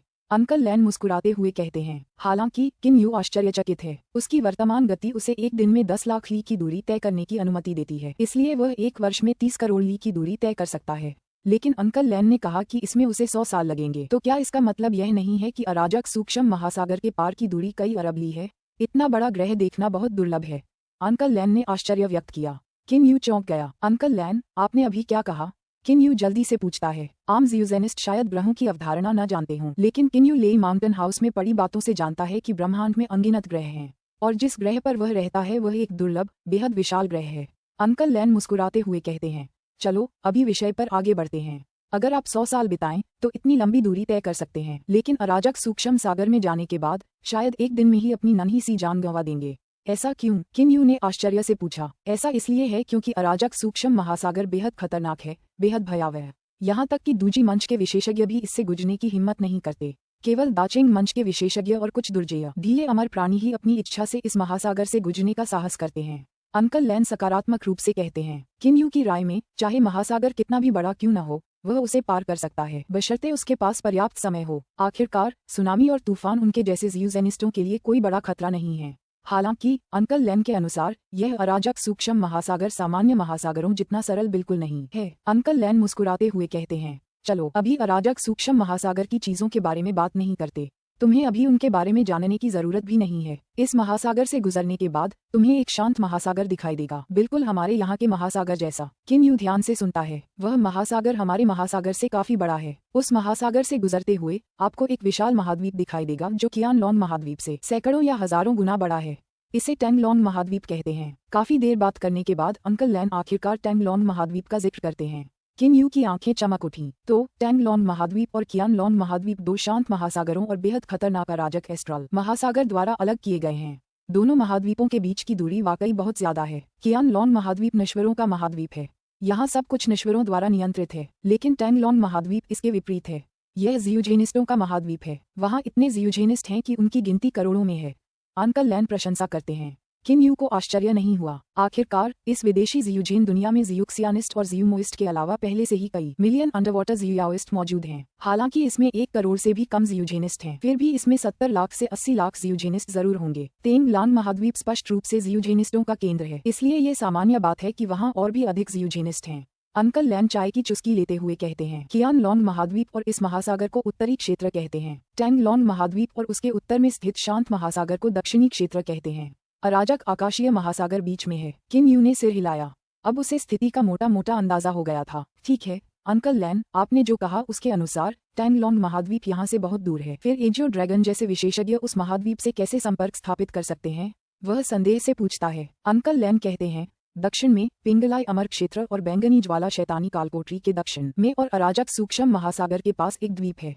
इस पर एक प्राचीन टेलीपोर्ट संरचना है। ये टेलीपोर्ट संरचना इस ओर से ज़ियूजेनिस्टों को अराजक सूक्ष्म महासागर से गुजरे बिना सीधे टैंग लोंग महाद्वीप पर भेज सकती है। प्राचीन टेलीपोर्ट संरचना? किम यू थोड़ा सोचता है। अंकल लैन आगे कहते हैं, कोई नहीं जानता कि यह प्राचीन टेलीपोर्ट संरचना कब अस्तित्व में आए, लेकिन इसकी टेलीपोर्टिंग प्रक्रिया बहुत खतरनाक है। केवल पोंगमिंग अवस्था या उससे ऊपर की शक्ति वाले लोग ही इससे सुरक्षित रूप से गुजर सकते हैं। जो लोग पोंगमिंग अवस्था के ज़ियूक्सियानिस्ट से कमजोर हैं, उनकी इस प्रक्रिया में मृत्यु होने की संभावना सबसे अधिक है। कोंगमिंग स्टेज? किम यू को अचानक समझ आ गया। कोई आश्चर्य नहीं कि इस विदेशी ज़ियूजीन दुनिया में कोंगमिंग स्तर को पार करने वाले विशेषज्ञ इतने कम हैं। उसकी समझ के अनुसार भले ही यहाँ बहुत से ज़ियूजीनिस्ट न हों, लेकिन इसके लंबे समय के संचय के कारण अब इसमें दूजी स्तर के विशेषज्ञ होने चाहिए। हालांकि वर्तमान में एकमात्र प्रारंभिक कोंगमिंग अवस्था के दिव्य पशु नीला ड्रैगन को विदेशी ज़ियूज़ेन दुनिया का नंबर 1 विशेषज्ञ माना जाता है। पता चला है कि कुछ शीर्ष विशेषज्ञ उस टेलीपोर्ट संरचना के माध्यम से टैंग लोंग महाद्वीप में पहले ही जा चुके हैं। कोई आश्चर्य नहीं कि यह स्थिति उत्पन्न हुई है। जियो यू। अंकल लैन के हाव भाव अचानक गंभीर हो गए। किम यू ने तुरंत उनकी बात ध्यान से सुनी। तुम्हें एक बात याद रखनी होगी, जब तक तुम कम से कम एक दूजी स्टेज ज़ियूक्सिनिस्ट जितने शक्तिशाली न हो जाओ, तब तक जिज्ञासावश अराजक सूक्ष्म महासागर में मत जाओ। अराजक सूक्ष्म महासागर के आतंक को अच्छी तरह से जानते हुए अंकल लैन को स्वाभाविक रूप से किम यू को चेतावनी देनी पड़ी। किम यू सिर हिलाता है, लेकिन संदेह से पूछता है, अंकल लैन, वास्तव में अराजक सूक्ष्म महासागर के खतरे क्या हैं? अंकल लैन मुस्कुराते हुए कहते हैं, मैं तुम्हें बता दूं, जियाओ यू। विशेषज्ञों की संख्या, खतरे के स्तर वगैरह के लिहाज से उत्तरी क्षेत्र स्तर 1 पर है। दक्षिणी क्षेत्र, जिसमें टैंग लोंग महाद्वीप भी शामिल है, स्तर 3 पर है और अराजक सूक्ष्म महासागर स्तर 10 पर है। स्तर 1, स्तर 3 और स्तर 10 वे किम यू को ये स्पष्ट रूप से समझने में सक्षम बनाते हैं कि अराजक सूक्ष्म महासागर कितना खतरनाक है। अराजक सूक्ष्म महासागर इतना खतरनाक क्यों है? वह वास्तव में ये जानने के लिए उत्सुक है कि यह महासागर इतना खतरनाक क्यों है। अंकल लैन अंततः उसे जवाब देते हैं, अराजक सूक्ष्म महासागर में बहुत सारे तूफान और लहरें आती हैं, लेकिन वे ज़ियूजेनिस्टों के लिए कोई खतरा नहीं है। असली खतरा 2 स्रोतों से आता है। पहला, अराजक सूक्ष्म महासागर में अनगिनत भयानक जंगली जानवर हैं। अंकल लैन का चेहरा बहुत गंभीर हो जाता है। फेरो बीस्ट्स? किम यू चौंका। अंकल लैन सिर हिलाते हुए कहते हैं, हाँ, फेरो बीस्ट। शियाओ यू, ये फेरो बीस्ट राक्षसी जानवरों से अलग हैं। राक्षसी जानवर इंसानों में बदल सकते हैं और बुद्धिमान बन सकते हैं, जिससे वे इंसानों से ज्यादा अलग नहीं हैं। लेकिन फेरो बीस्ट इसके विपरीत हैं। उनकी बुद्धि बेहद कम होती है। वे मूल रूप से मानव रूप धारण नहीं करते और भयानक रूप से रक्तपिपासु होते हैं। साधारण फेरोबीस्ट बैंगनी दानव जलीय ड्रैगन जितने शक्तिशाली होते हैं और दुर्जय फेरोबीस्ट दिव्य जानवरों से भी मुकाबला कर सकते हैं। किम यू भयभीत है। वे क्रूर और रक्तपिपासु होते हैं। इसके अलावा उनमें से साधारण ड्रैगन बैंगनी दानव जलीय ड्रैगन के बराबर होते हैं और दुर्जय ड्रैगन दिव्य जानवरों से टक्कर ले सकते हैं। क्या ये जंगली जानवर सिर्फ मारने के लिए ही मौजूद नहीं है? प्रकृति के नियम गहन और रहस्यमय हैं, इसलिए हर तरह की विचित्र चीजें मौजूद हैं और कुछ भी असंभव नहीं है। अराजक सूक्ष्म महासागर में पहला मुख्य खतरा कोई और नहीं बल्कि ये भयंकर जीव हैं। आमतौर पर कोई भी ज़ियूजेनिस्ट जो इस महासागर को पार करने की कोशिश करता है, उस पर ये हमला कर देते हैं। अंकल लैन आह भरते हुए कहते हैं। किम यू ने बिना देरी किए पूछा, अंकल लैन, आपने कहा कि 2 मुख्य खतरे हैं, तो दूसरा क्या है? अंकल लैन चाय की चुस्की लेते हैं और फिर मुस्कुराते हुए कहते हैं, उत्तरी और दक्षिणी दोनों क्षेत्रों में ज़ियूजेन की दुनियाएं 10 लाख से भी ज्यादा सालों से मौजूद हैं। यह इतना लंबा समय है कि स्वाभाविक रूप से कई विशेषज्ञों ने कष्टों का सामना किया है। जो असफल हुए हैं उनकी आत्माएं या तो नष्ट हो गई हैं या वे अमर हो गए हैं। टैंग लोंग महाद्वीप पर अमर जीव हैं, लेकिन ज्यादातर अमर जीव अराजक सूक्ष्म महासागर में ही रहते हैं। किम यू आश्चर्यचकित है। अराजक सूक्ष्म सागर बहुत खतरनाक है, लेकिन उन फेरोबीस्ट्स के निदान भी अमर प्राणियों के लिए खजाने हैं। मैं आपको ये बताना भूल गया कि राक्षसी जानवरों के विपरीत फेरोबीस्ट निदान की खेती करते हैं। दाचेंग अवस्था तक पहुंचने के बाद भी वे निदान की खेती करते हैं। अंकल लैन बताते हैं, पहले किम यू ने सोचा था कि फेरोबीस्ट राक्षसी जानवर थे जो पागल हो गए थे, लेकिन अब ऐसा लगता है कि वे बस 2 अलग अलग प्रकार के हैं। राक्षसी जानवर जिंदान और युवानयन की खेती करते हैं और बुद्धिमान होते हैं, इसलिए वे मनुष्यों के करीब होते हैं। लेकिन फिर जानवरों की मानसिक क्षमता कम होती है, वे क्रूर और रक्तपिपासु होते हैं, केवल निदान की खेती करते हैं और मानव रूप धारण नहीं कर सकते। आमतौर पर भीले अमर जो 4वें क्लेश को पारित नहीं कर पाए हैं, वे टैंगलोंग महाद्वीप पर रहते हैं, क्योंकि कुछ फेरोबीस्ट जो 9 से 9 स्वर्ग क्लेश को पार कर चुके हैं, वे अमर के समान शक्तिशाली हैं। 4वें क्लेश भीले अमर और अधिक दुर्जेय लोग ज्यादातर अराजक एस्ट्रल महासागर में चले जाते हैं, क्योंकि 4वें क्लेश भीले अमर को टक्कर दे सकते हैं। अंकल लैन की आंखें चमक उठी। अराजक सूक्ष्म महासागर उत्तरी क्षेत्र और दक्षिणी क्षेत्र से कहीं ज्यादा बड़ा है। कोई नहीं जानता कि इसमें कितने खजाने हैं। इसके अलावा कुछ दुर्जेय विक्षिप्त अमर प्राणियों के लिए फेरोबीस्ट उच्च श्रेणी की औषधीय सामग्री हैं। कुछ विक्षिप्त अमर प्राणी अजीबोगरीब स्वभाव के होते हैं। अगर आप उन्हें परेशान करेंगे तो शायद अपनी जान गंवा देंगे, भले ही आप दाचिंग चरण के ज़्यूक्सिनिस्ट ही क्यों न हो। दूजी चरण के तो क्या ही कहें। किम यू ये समझता है चौथे क्लेश के ढीले अमरों से प्रतिस्पर्धा कर सकते हैं, जबकि दाचिंग चरण के ज़्यूक्सिनिस्ट अमरों से कमतर हैं। इसके अलावा अराजक सूक्ष्म महासागर में चौथे क्लेश के ढीले अमर शायद सबसे निचले स्तर के हैं। कुछ सुपर विशेषज्ञ भी हैं जो गहरे पानी के नीचे रहते हैं।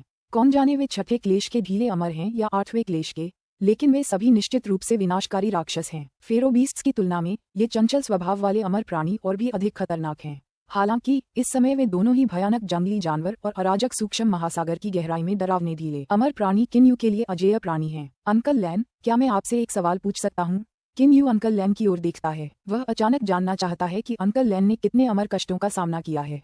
B7C12 का अंत। पुस्तक 7 अध्याय 13 महान स्वर्गीय तारकीय संरचना। ओह, अंकल लैन चाय का एक घूंट लेते हैं और फिर मुस्कुराते हुए कहते हैं, अगर तुम कुछ पूछना चाहते हो तो पूछ लो। किम यू को हमेशा लगता है कि अंकल लैन की आंखें लोगों के मन की बातें जानने में सक्षम हैं। वह क्या पूछना चाहता है, क्या करना चाहता है, अंकल लैन को सब पता लगता है। किम यू को तो ये भी शक है कि अंकल लैन के पास मन पढ़ने की जादुई शक्ति है। अपने मन से उन बेतुके विचारों को निकालने के बाद वह मुस्कुराते हुए कहता है, ये प्रश्न पूछने से पहले मैं आपसे एक और बात पूछना चाहता हूँ। आपने कहा था कि चौथे क्लेश में अमरता के बराबर अमरता होती है। क्या आप मुझे अमरता और अमरता की शक्ति के बारे में विस्तार से बता सकते हैं? अंकल लैन ने सिर हिलाया। जियाओ यू, ढीले अमर के 12 क्लेश होते हैं, जिनमें से प्रत्येक एक अलग शक्ति स्तर का प्रतिनिधित्व करता है।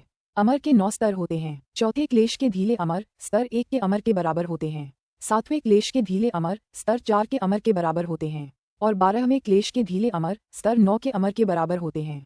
किम यू समझ जाता है, लेकिन वह पूछता रहता है, तो फिर पहले, दूसरे और तीसरे क्लेश के ढीले अमरों के शक्ति स्तरों के बारे में क्या ख्याल है?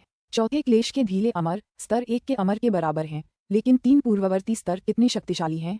अंकल लैन अपना सिर हिलाते हुए कहते हैं, इन्हें परिभाषित करना बहुत मुश्किल है, क्योंकि कोई भी व्यक्ति जिसका भौतिक शरीर डोंगेक्सु अवस्था में नष्ट हो जाता है, वह पहले से ही एक शिथिल अमर के रूप में अभ्यास कर सकता है। जियाओ यू, मैं तुमसे कुछ पूछना चाहता हूँ। क्या डोंगेक्सु अवस्था में शरीर त्यागने वाले अभ्यासी कोंगमिंग अवस्था में शरीर त्यागने वाले शिथिल अमर और महाक्लेश में असफल होने वाले शिथिल अमर का शक्ति स्तर समान होता है? बेशक वे ऐसा नहीं करते, किम यू दृढ़ता से जवाब देता है।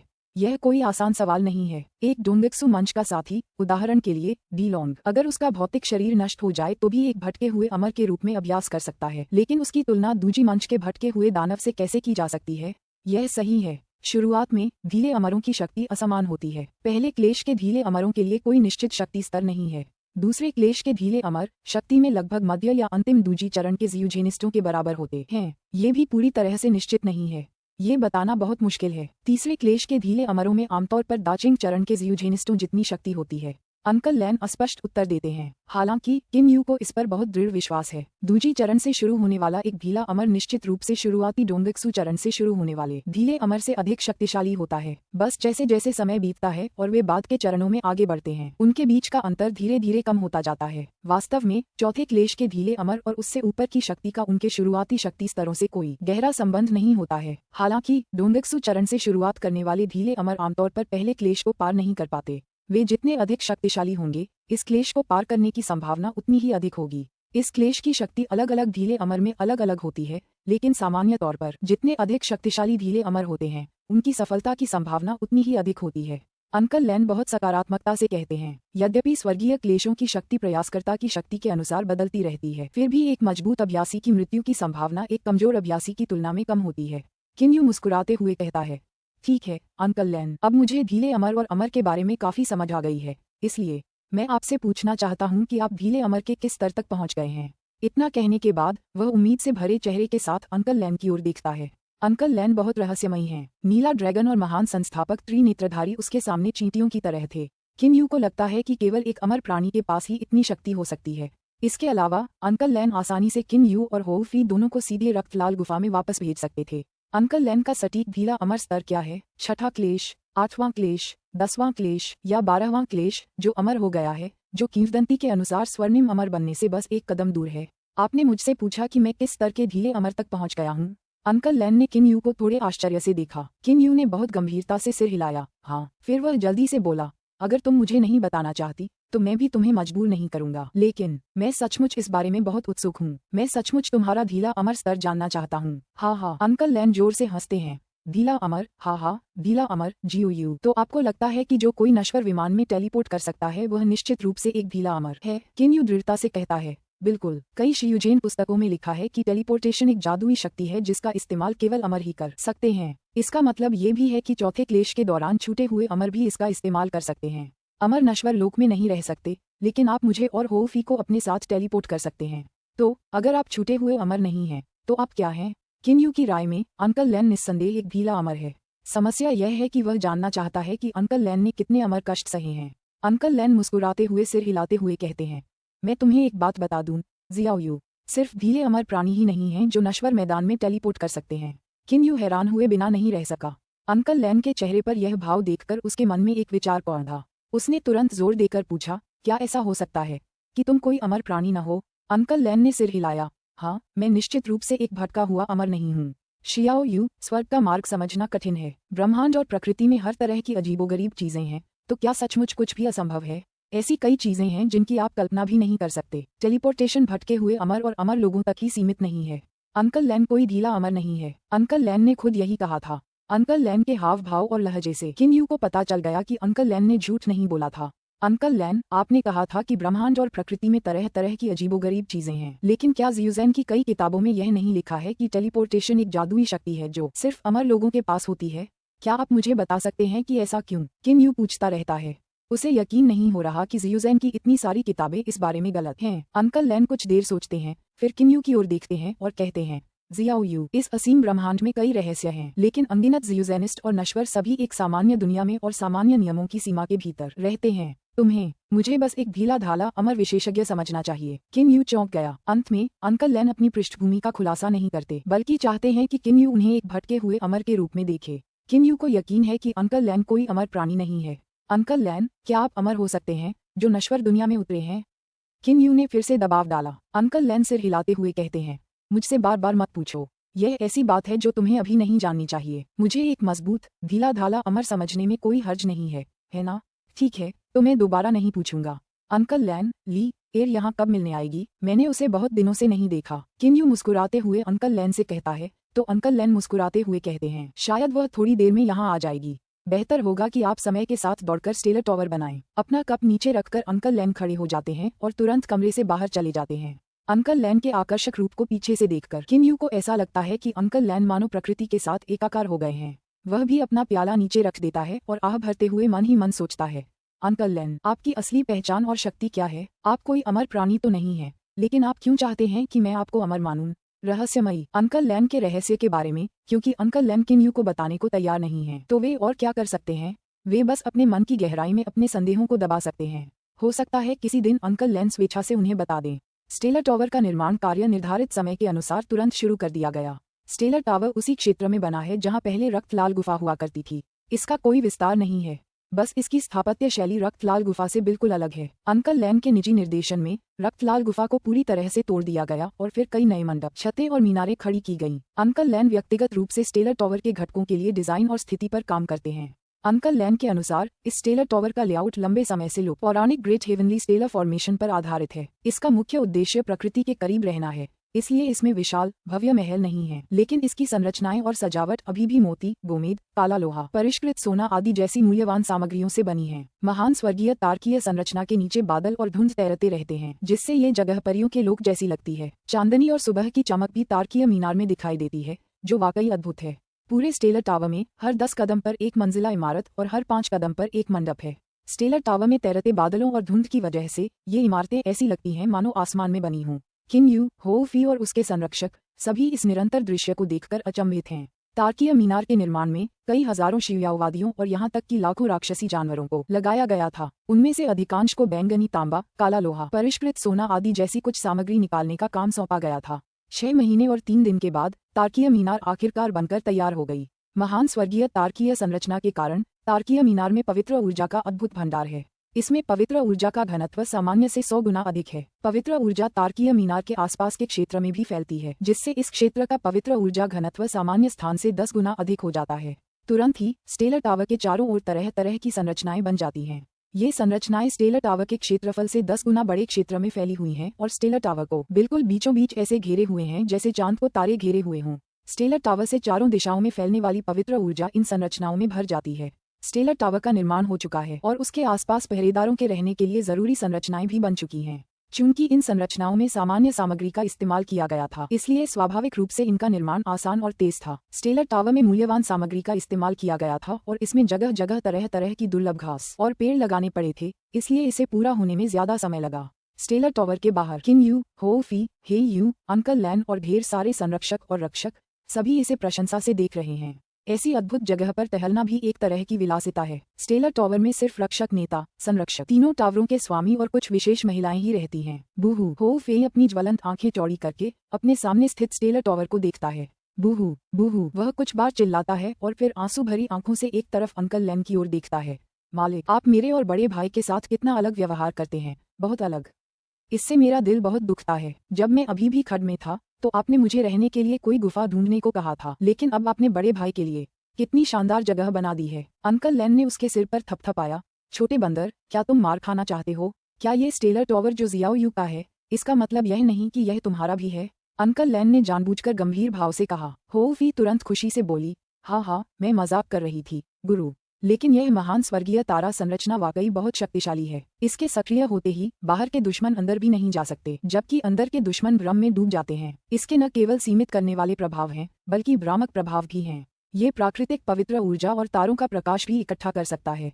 किन यू का दिल भी संतुष्टि से भर गया। वह सोचता है कि 9 दानव हॉल का 12 कैपिटल गेट्स फॉर्मेशन, जो उसने पहले देखा था, बहुत अच्छा है, लेकिन उसके अपने महान स्वर्गीय तार्किय फॉर्मेशन के सामने ये फीका है।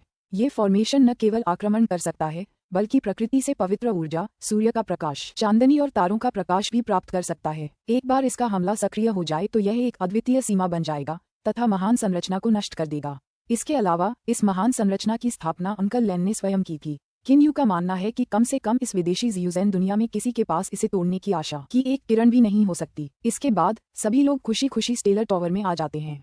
उस दिन अंकल लैन के किन यू और होफी के साथ चले जाने के बाद एजियो ड्रैगन, ग्रैंड फाउंडर थरियाइड और डीलोंग ने तुरंत अपने नीचे की दो गुफाओं को किन यू के स्टेलर टावर का पूरी तरह से पालन करने का आदेश दिया। ये गुफाएं रक्तलाल गुफा से ज्यादा दूर नहीं हैं और वे सभी स्टेलर टावर के पूरा होने से 3 महीने पहले किन यू को श्रद्धांजलि देने आए थे। मूल रूप से किन यू के सबसे नजदीक 9 दानव हॉल के नीचे 2 गुफाएं थीं, ग्रेट शेल गुफा और रोमिंग विंड गुफा। हालांकि जब दी जियान, दी किंग और दी लुवान किन यू को वापस 9 दानव हॉल ले जा रहे थे तो दी किंग की ग्रेट शेल गुफा में मृत्यु हो जाने के कारण दी जियान और दी लुवान ने इस पूरी गुफा का विनाश कर दिया। इसलिए ग्रेट शेल गुफा को नष्ट कर दिया गया और उसकी जगह बनाई गई नई गुफा को शार्प हॉर्न गुफा कहा जाता है। 9 दानव हॉल के नीचे शार्प हॉर्न गुफा और रोमिंग विंड गुफा, एजियो ड्रैगन पैलेस के नीचे ब्लैक एक्वेटिक ड्रैगन गुफा और 6 सन गुफा, ब्लू वाटर मैंशन के नीचे ऑरेंज विंग गुफा और स्नोई फेदर गुफा, ये 6 गुफाएं पूरी तरह से स्टेलर टावर को सौंप दी गयी। स्टेलर टावर का केंद्रीय क्षेत्र रक्तलाल गुफा का पूर्व क्षेत्र है। स्टेलर टावर ने घोषणा की है कि उसके अंतर्गत आने वाली 6 गुफाएं हैं, sharp horn, roaming wind, black aquatic dragon, 6 sons, orange wing और स्नोई फेदर। अब स्टेलर टावर का क्षेत्रफल इतना बड़ा और इतना शक्तिशाली हो गया है कि यह 9 डेमन्स हॉल को भी पीछे छोड़कर पानी के नीचे के जियुयाओ जगत में तीसरी महाशक्ति बन गया है, जो केवल एजियो ड्रैगन पैलेस और ब्लू वाटर मैंशन से ही कम है। ये समुद्र के पार जियूज़ेन जगत की 6 प्रमुख शक्तियों में से एक बन गया है। नए जेड पहचान पत्र आधे साल पहले ही बहुत तेजी से बनने शुरू हो गए थे। जेड पहचान पत्र 7 प्रकार के होते हैं, जो हैं stellar, stellar, sharp horn, stellar, roaming wind, stellar, black aquatic dragon, stellar, 6 sons, stellar, orange wing और स्टेलर, स्नोई फेदर। पहरेदारों ने इन्हें बनाने के लिए समय के खिलाफ दौड़ लगाई और आखिरकार कामयाब रहे। इसके अलावा स्टेलर टावर के प्रकट होने के बाद कई विशेषज्ञ जो गुप्त स्थानों में छिपे हुए थे उभरने लगे और इसके संरक्षक बनने की इच्छा रखते हुए खुद को अनुशंसित करने लगे। किन यू ने कभी सोचा भी नहीं था कि इतने सारे विशेषज्ञ होंगे, इसलिए उसने सीधे घोषणा कर दी कि संरक्षक बनने के लिए न्यूनतम आवश्यकता शुरुआती डोंगक्सु चरण का अपराध बोध होना है। इस प्रकार तेंग भी एकमात्र मूल संरक्षक है जो अपना पद बचाए रखने में सक्षम रहा। स्टेलर टावर में अब 8 संरक्षक हैं। टैंक भी अप्रत्याशित रूप से उनमें से सबसे कमजोर है। किम यू ने झूंग जोंग जैसे अन्य मूल संरक्षकों को कंपनी के नेताओं के रूप में पदावनत करके अभी भी एक रास्ता छोड़ दिया। चूंकि स्टेलर टावर अब एक प्रमुख शक्ति है, इसलिए गार्डों की संख्या पहले लगभग 5000 से बढ़कर 30,000 हो गई है। 100 गार्ड मिलकर एक दस्ता बनाते हैं और 10 दस्तों से मिलकर एक कंपनी बनती है। कुल 30 कंपनी लीडर होते हैं। स्टेलर टावर का क्षेत्रफल लगभग पूर्व रक्तलाल गुफा के क्षेत्रफल के बराबर है। रक्तलाल गुफा में 5000 रक्षकों और कई अन्य शियाओइस्टों को रहने की क्षमता थी, इसलिए स्वाभाविक रूप से 8 संरक्षक, 30 कंपनी के नेता, 300 दस्ते के नेता और कुछ आवश्यक महिला इन वेटिंग और गार्ड सभी स्टेलर टावर में रहने के लिए आते हैं। इस प्रकार ये कहा जा सकता है कि स्टेलर टावर ने एजियो ड्रैगन पैलेस और ब्लू वाटर मैंशन के बराबर एक प्रमुख शक्ति के रूप में अपनी प्रतिष्ठा कायम रखी है। B7C13 का अंत। पुस्तक 7, अध्याय 14। सभी पक्षों से मेहमान। स्टेलर टावर का लेआउट पूरी तरह से महान स्वर्गीय तारकीय संरचना पर आधारित है। यह न केवल प्रचुर प्राकृतिक पवित्र ऊर्जा से भरा है, बल्कि इसमें सूर्य का प्रकाश, चांदनी और तारों की रोशनी भी समाहित है। स्टेलर टावर का सबसे चमकदार स्थान इसका केंद्र है, सूर्य चंद्र हॉल। यह वह स्थान है जहां संरक्षक, कंपनी के नेता और दस्ते के नेता 3 टावर मास्टर्स के साथ मिलते हैं। सूर्य चंद्र हॉल में छत नहीं है। ऊपर देखने पर अनगिनत तारे ऊंचे लटकते दिखाई देते हैं। हॉल में ऊंचे चबूतरे पर 3 मीनारों के स्वामी की सीटों के पीछे का क्षेत्र भी हर समय सूर्य और चांदनी से जगमगाता रहता है। जब कोई सूर्य चंद्र हॉल में कदम रखता है तो उसे ऐसा लगता है जैसे वह किसी अलग दुनिया में आ गया हो। यह असाधारण रूप से अद्भुत है। स्टेलर टावर को बने लगभग 2 साल हो गए हैं। पिछले 2 सालों में स्टेलर टावर पूरी तरह से नियमित रूप से चालू हो गया है।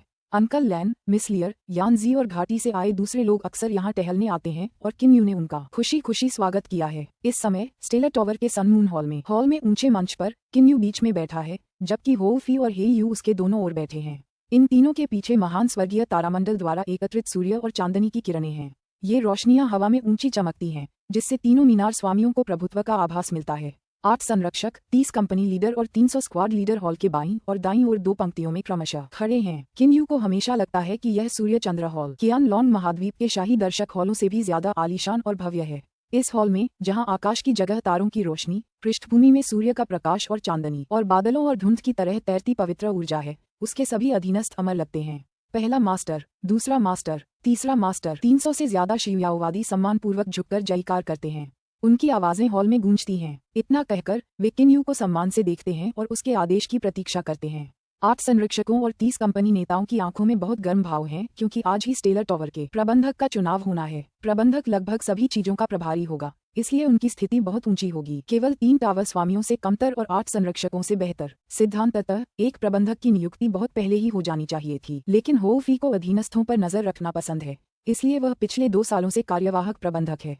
किम यू भी हो फी के स्वभाव से वाकिफ था। दरअसल प्रबंधकीय लालसा पूरी होने के बाद उसे उन छोटी मोटी बातों से निपटने में रुचि नहीं रही, इसलिए एक प्रबंधक नियुक्त किया जाना चाहिए। प्रबंधक को योग्य और कम से कम शालीनता से शक्तिशाली होना चाहिए, क्योंकि आखिरकार उनकी रैंक टावर मास्टर्स से कम ही होगी। तो उम्मीदवार हैं 8 संरक्षक और 30 कंपनी लीडर। पहले गुरु, पिछली बार आपने कहा था कि आप एक मैनेजर चुनना चाहते हैं। क्या मैं पूछ सकता हूँ कि क्या आपने अपना फैसला कर लिया है? बाईं ओर एक रक्षक हॉल के बीच में खड़ा है और फिर झुककर कहता है। यह कोई और नहीं बल्कि स्टेलर टावर के वर्तमान 8 रक्षकों की नेता यान रुई है।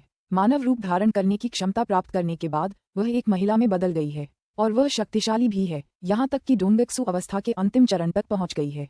यान रुई की बातें सुनकर अन्य संरक्षक और 30 कंपनी के नेता सभी किम यू को जलती हुई आंखों से देखते हैं। किम यू बीच में बैठा है, काले रंग का लबादा पहने हुए। दरअसल स्टेलर टावर में उसके मातहतों ने उसके लिए बहुत ही आलीशान कपड़े तैयार किए हैं, लेकिन उसे अपने मालिक लेई वेई के बनाए कुछ कपड़े बहुत पसंद हैं। लेई वेई के बनाए वस्त्र भले ही बहुत साधारण दिखते हों, लेकिन स्टेलर टावर के अधीनस्थों द्वारा पहने जाने वाले आलीशान कपड़ों की तुलना में ये पहनने में कहीं ज्यादा आरामदायक हैं। ये बाहर से भले ही अच्छे न लगें, लेकिन अंदर से बहुत उपयोगी हैं। कृपया चिंता न करें संरक्षक यान रुई, हम तीनों भाइयों ने पहले ही निर्णय ले लिया है और अब दूसरा गुरु इसका खुलासा करने वाला है।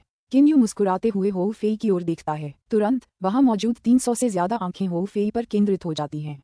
हो फेई मुस्कुराते हुए दांत दिखाते हुए कहते हैं, स्टेलर टावर का यह मैनेजर पद वाकई बेहद महत्वपूर्ण है, इसलिए हम तीनों को बहुत सोच समझकर चुनाव करना पड़ा। अहम, और अब मैं चुने हुए व्यक्ति की घोषणा करने जा रहा हूँ।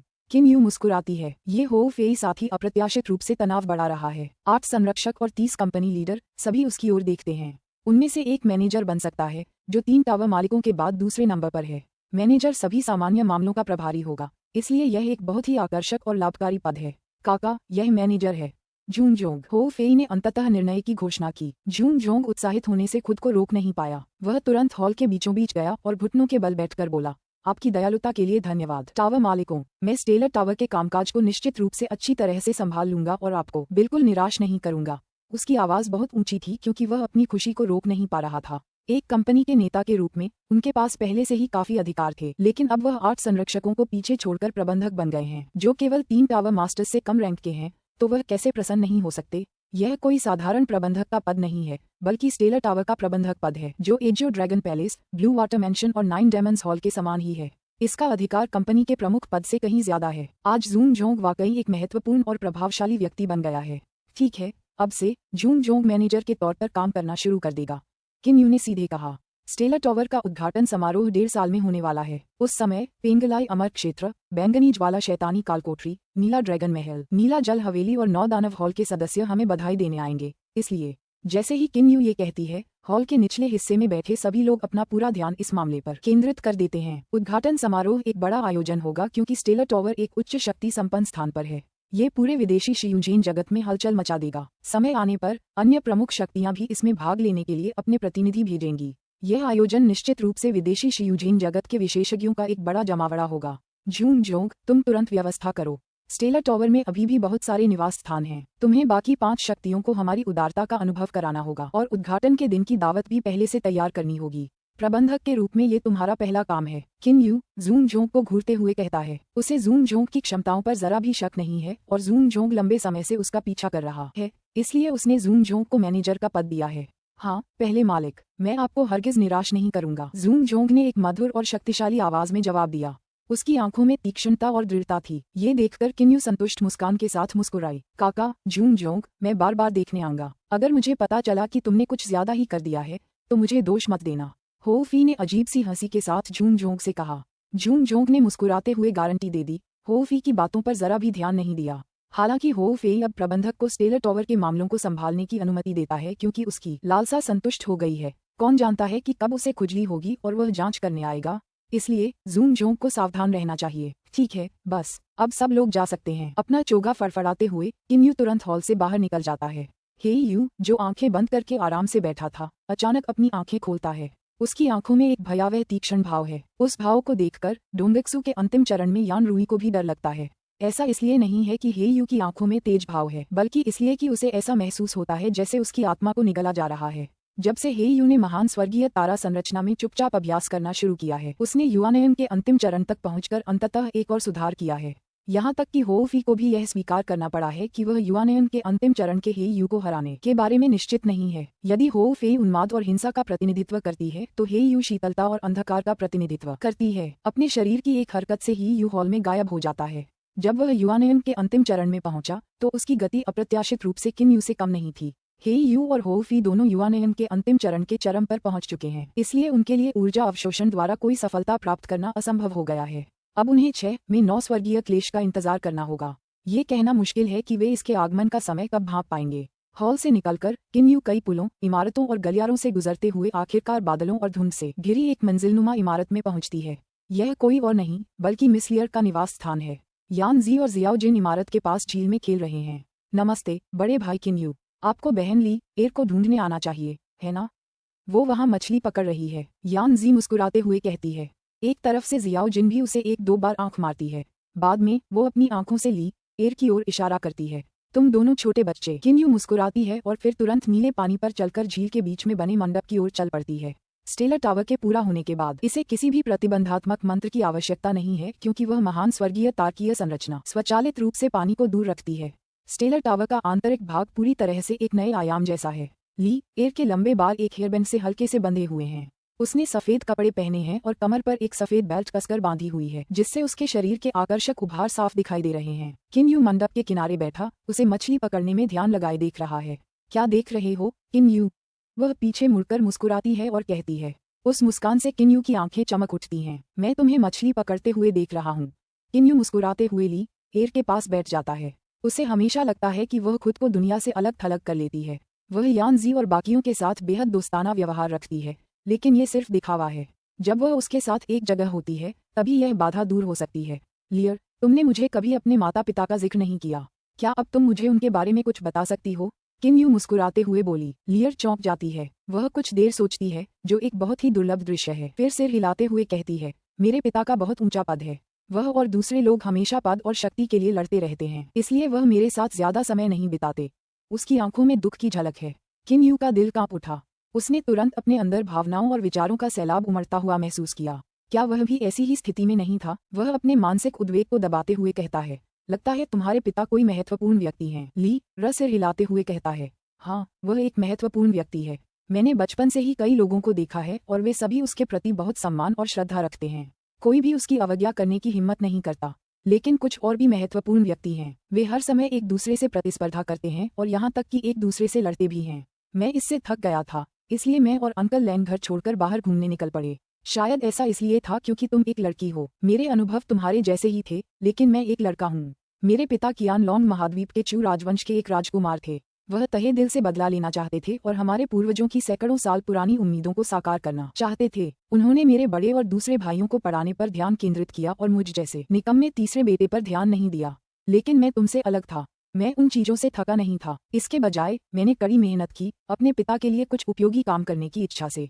किम यू निराश होकर कहता है, हालांकि उस बात को कई साल हो गए हैं, फिर भी जो हुआ उसके बारे में सोचकर उसे आज भी दुख होता है। ऐसा लगता है जैसे वह स्वयं को एक बच्चे के रूप में कठोर सर्दियों की रात में वजन उठाते हुए और उंगलियों को रेत में दबाते हुए आयरन सैंड पाम का अभ्यास करते हुए दौड़ते हुए देख रहे हैं। क्योंकि मैं एक लड़की हूँ। ली की आंखों में दृढ़ता की झलक दिखाई देती है।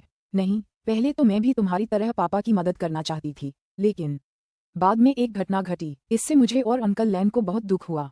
उसकी आंखें दर्द से भरी हैं। लियर को इस तरह देखकर, हालांकि किम यू को नहीं पता कि उसने वास्तव में क्या सामना किया था। वह जानता है कि यह कुछ बहुत गंभीर रहा होगा। ओह, एक मछली ने चारा खा लिया। ली की आंखें अचानक चमक उठीं।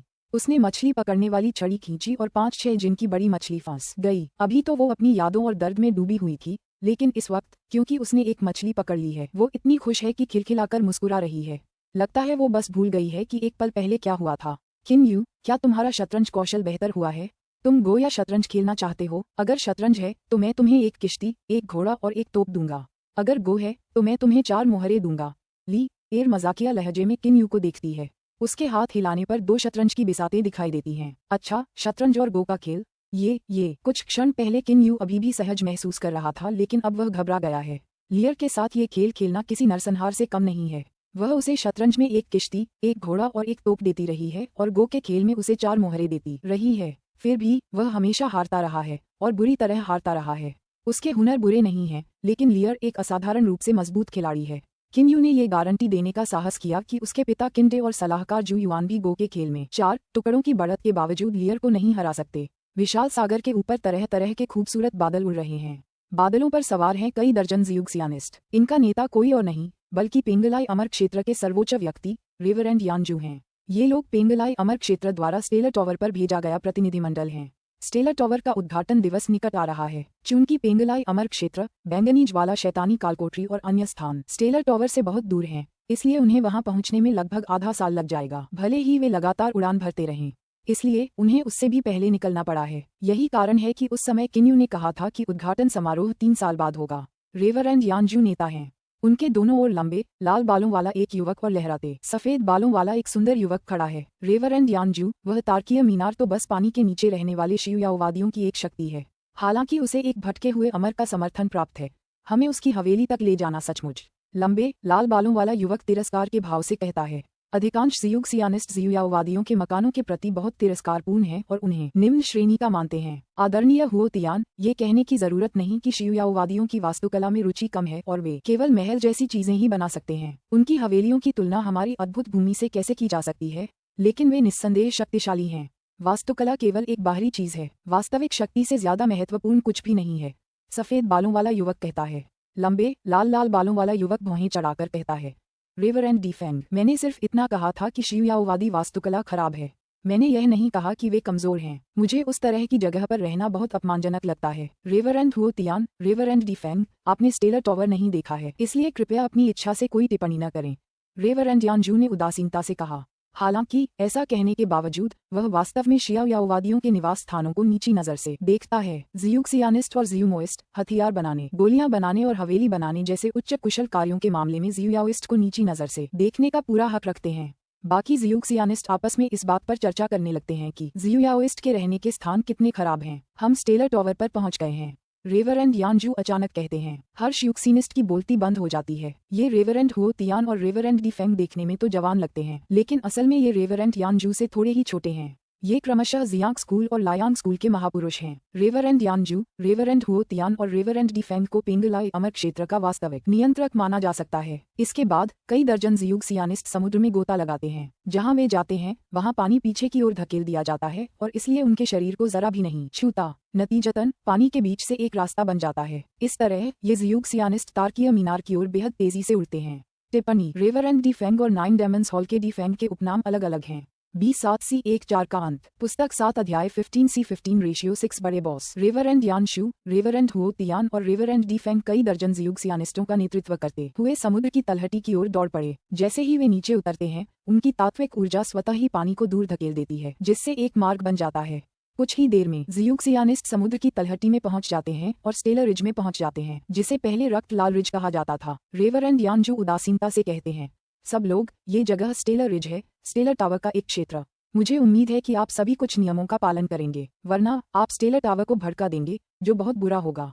चिंता मत कीजिए रेवरेंड, बेशक हम इसे ध्यान से याद रखेंगे। ज्यादातर अन्य जियूक्सिनिस्ट सहमति में कहते हैं। रेवरेंड हुओ तियान ने चारों ओर देखा और फिर मुस्कुराते हुए कहा, रेवरेंड डी फेंग, देखिए, मैंने जो कहा वह सही है ना? इस स्टेलर रिज पर कम से कम कई लाख शियाओवादी हैं, लेकिन इसकी वास्तुकला बहुत ही घटिया है। क्या उन्हें संरचनाओं का भी पता है? पेंगलाई अमर क्षेत्र में किंगसू मंदिर अग्रणी है, जबकि जियांग स्कूल और लायांग स्कूल उसके बाद दूसरे स्थान पर हैं।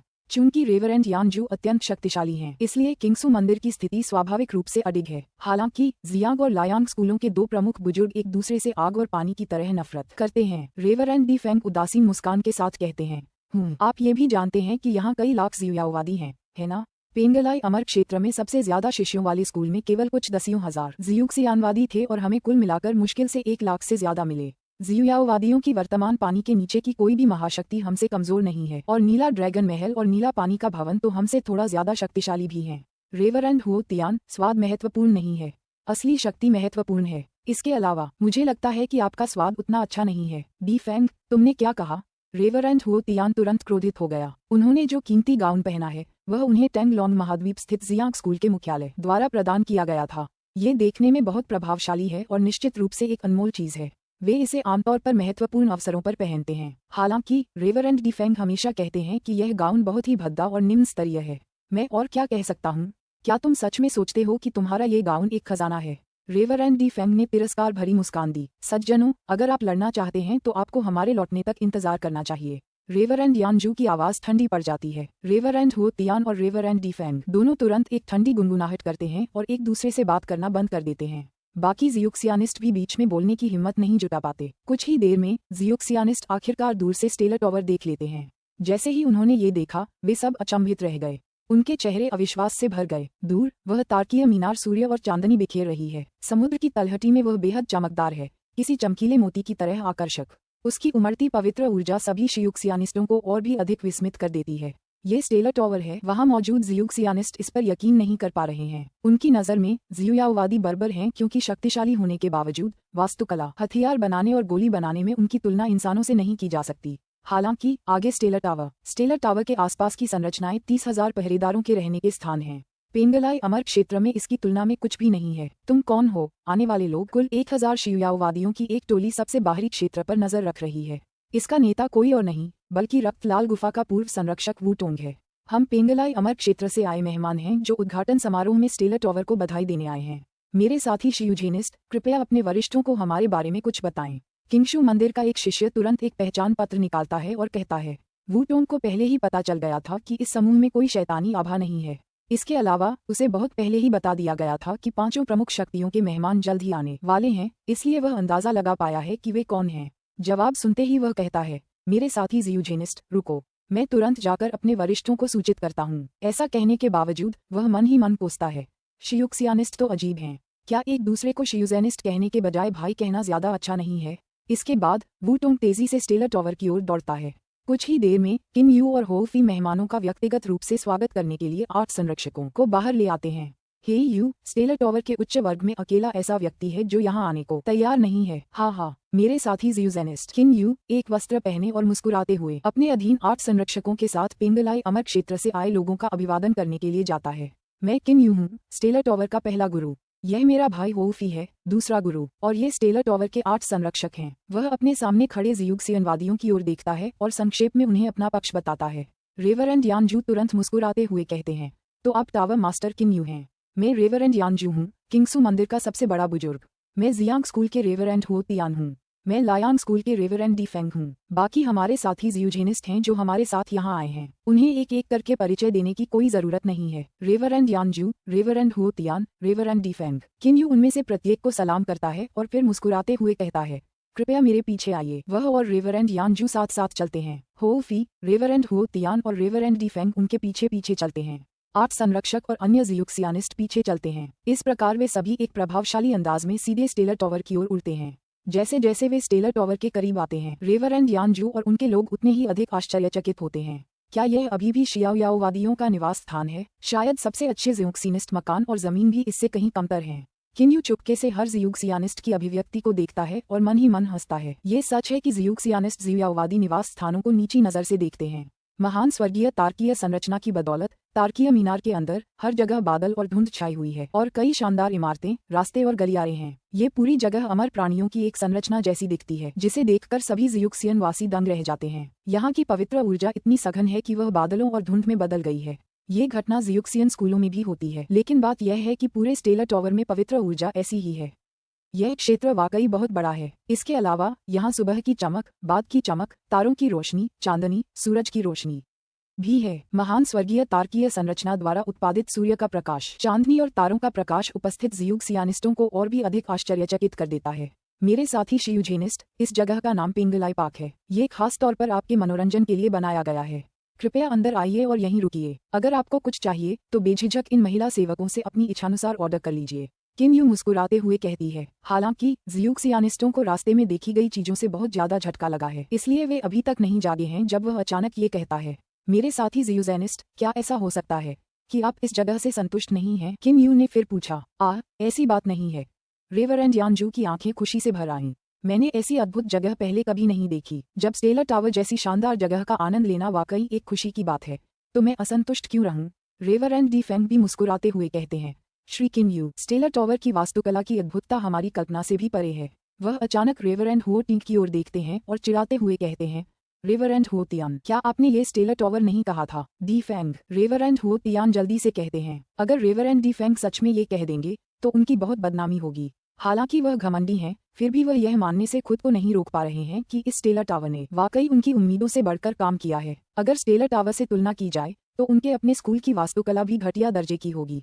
रेवरेंड डी फेंग मुस्कुराते हैं और बोलना बंद कर देते हैं। पेंगलाई अमर क्षेत्र के प्रतिनिधिमंडल के यहाँ आने से बहुत पहले ही नीला ड्रैगन महल के मेहमान आ चुके थे। समय बीतने के साथ नीले पानी के महल, 9 दानवों के महल और बैंगनी ज्वाला शैतानी कालकोठरी के प्रतिनिधि भी आधे महीने के भीतर आ पहुंचे। अब बाकी 5 प्रमुख शक्तियों के प्रतिनिधि भी यहाँ आ चुके हैं।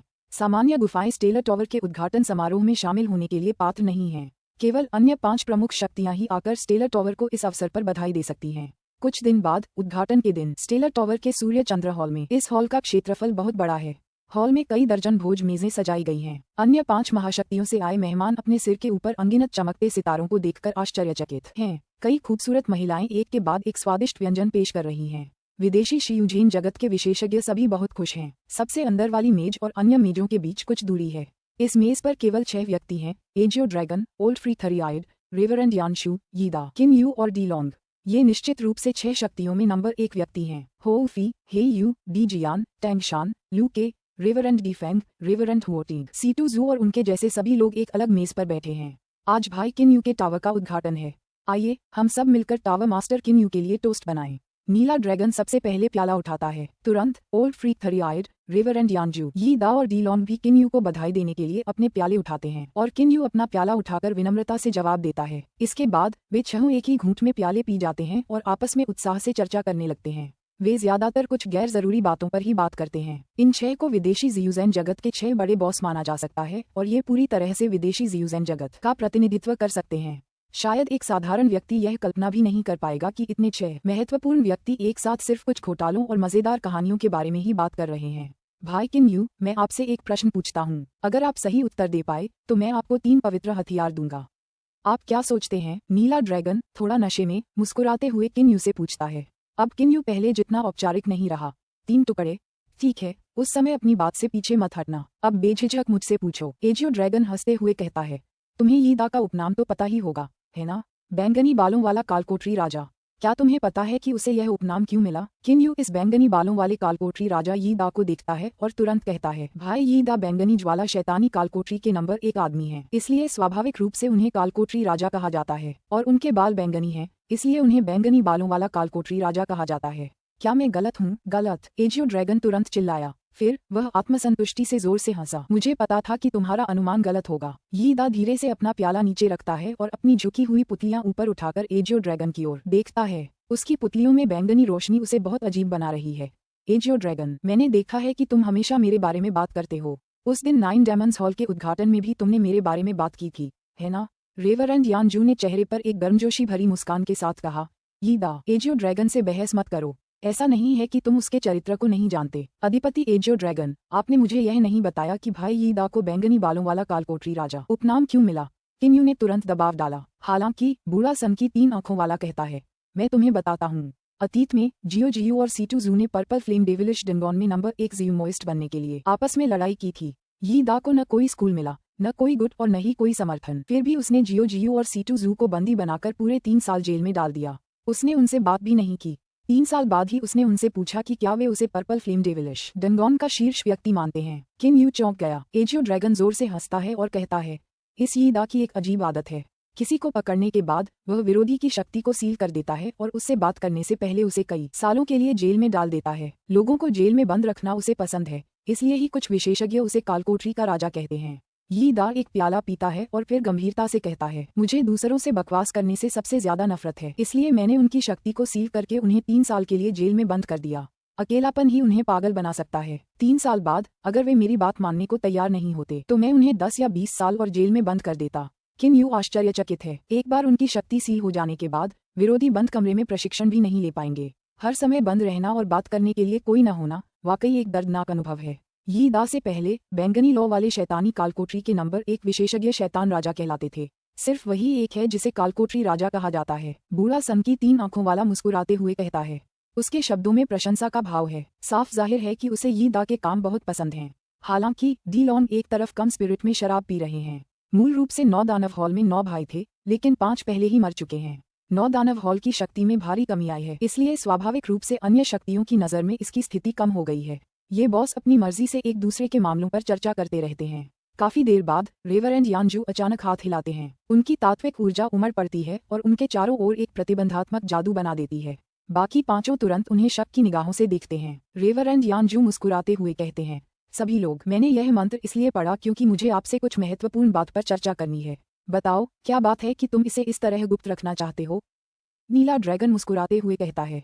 यीदा रेवरेंड यानजू को ठंडी नजर से देखते हैं। बाकी लोग कुछ नहीं कहते और चुपचाप रेवरेंड यानजू के बोलने का इंतजार करते हैं। वह मुस्कुराते हुए कहता है, यहाँ मौजूद हर व्यक्ति विदेशी जियूज़ेन दुनिया की सभी शक्तियों का प्रतिनिधित्व करता है। अब मैं आपसे 9 तलवारों वाले अमर भवन से जुड़े एक मामले पर चर्चा करना चाहता हूँ। एजियो dragon, old freak three eyed, Yida, Qin Yu और डी लॉन्ग ने तुरंत अपने कप नीचे रख दिए और ध्यान से उसकी बात सुनने लगे। रेवरेंड यानजू ने किन यू को देखा।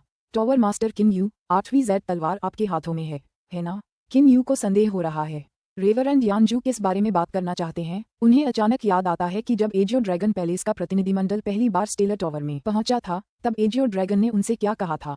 भाई किन यू, पौराणिक 9 तलवारों के पास कुल मिलाकर 9 तलवारें हैं और पेंगलाई अमर क्षेत्र वह शक्ति है जो सबसे ज्यादा एक और तलवार चाहती है। पेंगलाई अमर क्षेत्र में कई स्कूल और 3 प्रमुख स्कूल हैं, लेकिन उनके पास केवल एक ही तलवार है, इसलिए इसे आवंटित करना उनके लिए थोड़ा मुश्किल है। हाँ बिल्कुल, मुझे आश्चर्य है कि तुमने मुझसे इसके बारे में क्यों पूछा। किन यू ने अपना दिमाग चौकन्ना कर लिया है। रेवरेंड यानजू सिर हिलाते हुए कहते हैं, जहाँ तक मुझे पता है मेरे पेंगलाई अमर क्षेत्र में पहली जेड तलवार है। पर्पल फ्लेम डेविलिश डंगोन में 3री और 5वीं तलवारें हैं। एजियो ड्रैगन पैलेस में 4थी और 7वीं तलवारें हैं। ब्लू वाटर मैंशन में 2री तलवार है। 9 डायमंड्स हॉल में 6ठी तलवार है और स्टेलर टॉवर में 8वीं तलवार है।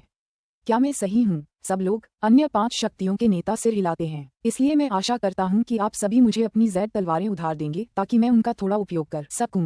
रेवरेंड यानजू मुस्कुराते हुए कहते हैं। B7C15 का अंत। पुस्तक 7, अध्याय 16C16:9 ज़ैड तलवार का स्थान। रेवरेंड यानजू देखने में एक भले बूढ़े आदमी लगते हैं, लेकिन जब वे ये कहते हैं तो वे तुरंत बाकी 5 को चौंका देते हैं। उन्होंने अचानक ही दूसरों की ज़ैड तलवारें उधार मांग लीं। लेकिन क्या ये ज़ैड तलवारें आसानी से उधार मिल सकती हैं? क्या तुम पागल हो गए हो, यानजू? हम में से ऐसा कौन है जिसे ज़ैड तलवार पाने के लिए हर संभव कोशिश और अपनी जान जोखिम में नहीं डालनी पड़ी? लेकिन अब तुम बेतुकेपन से हमारी तलवारें एक साथ उधार लेना चाहते हो।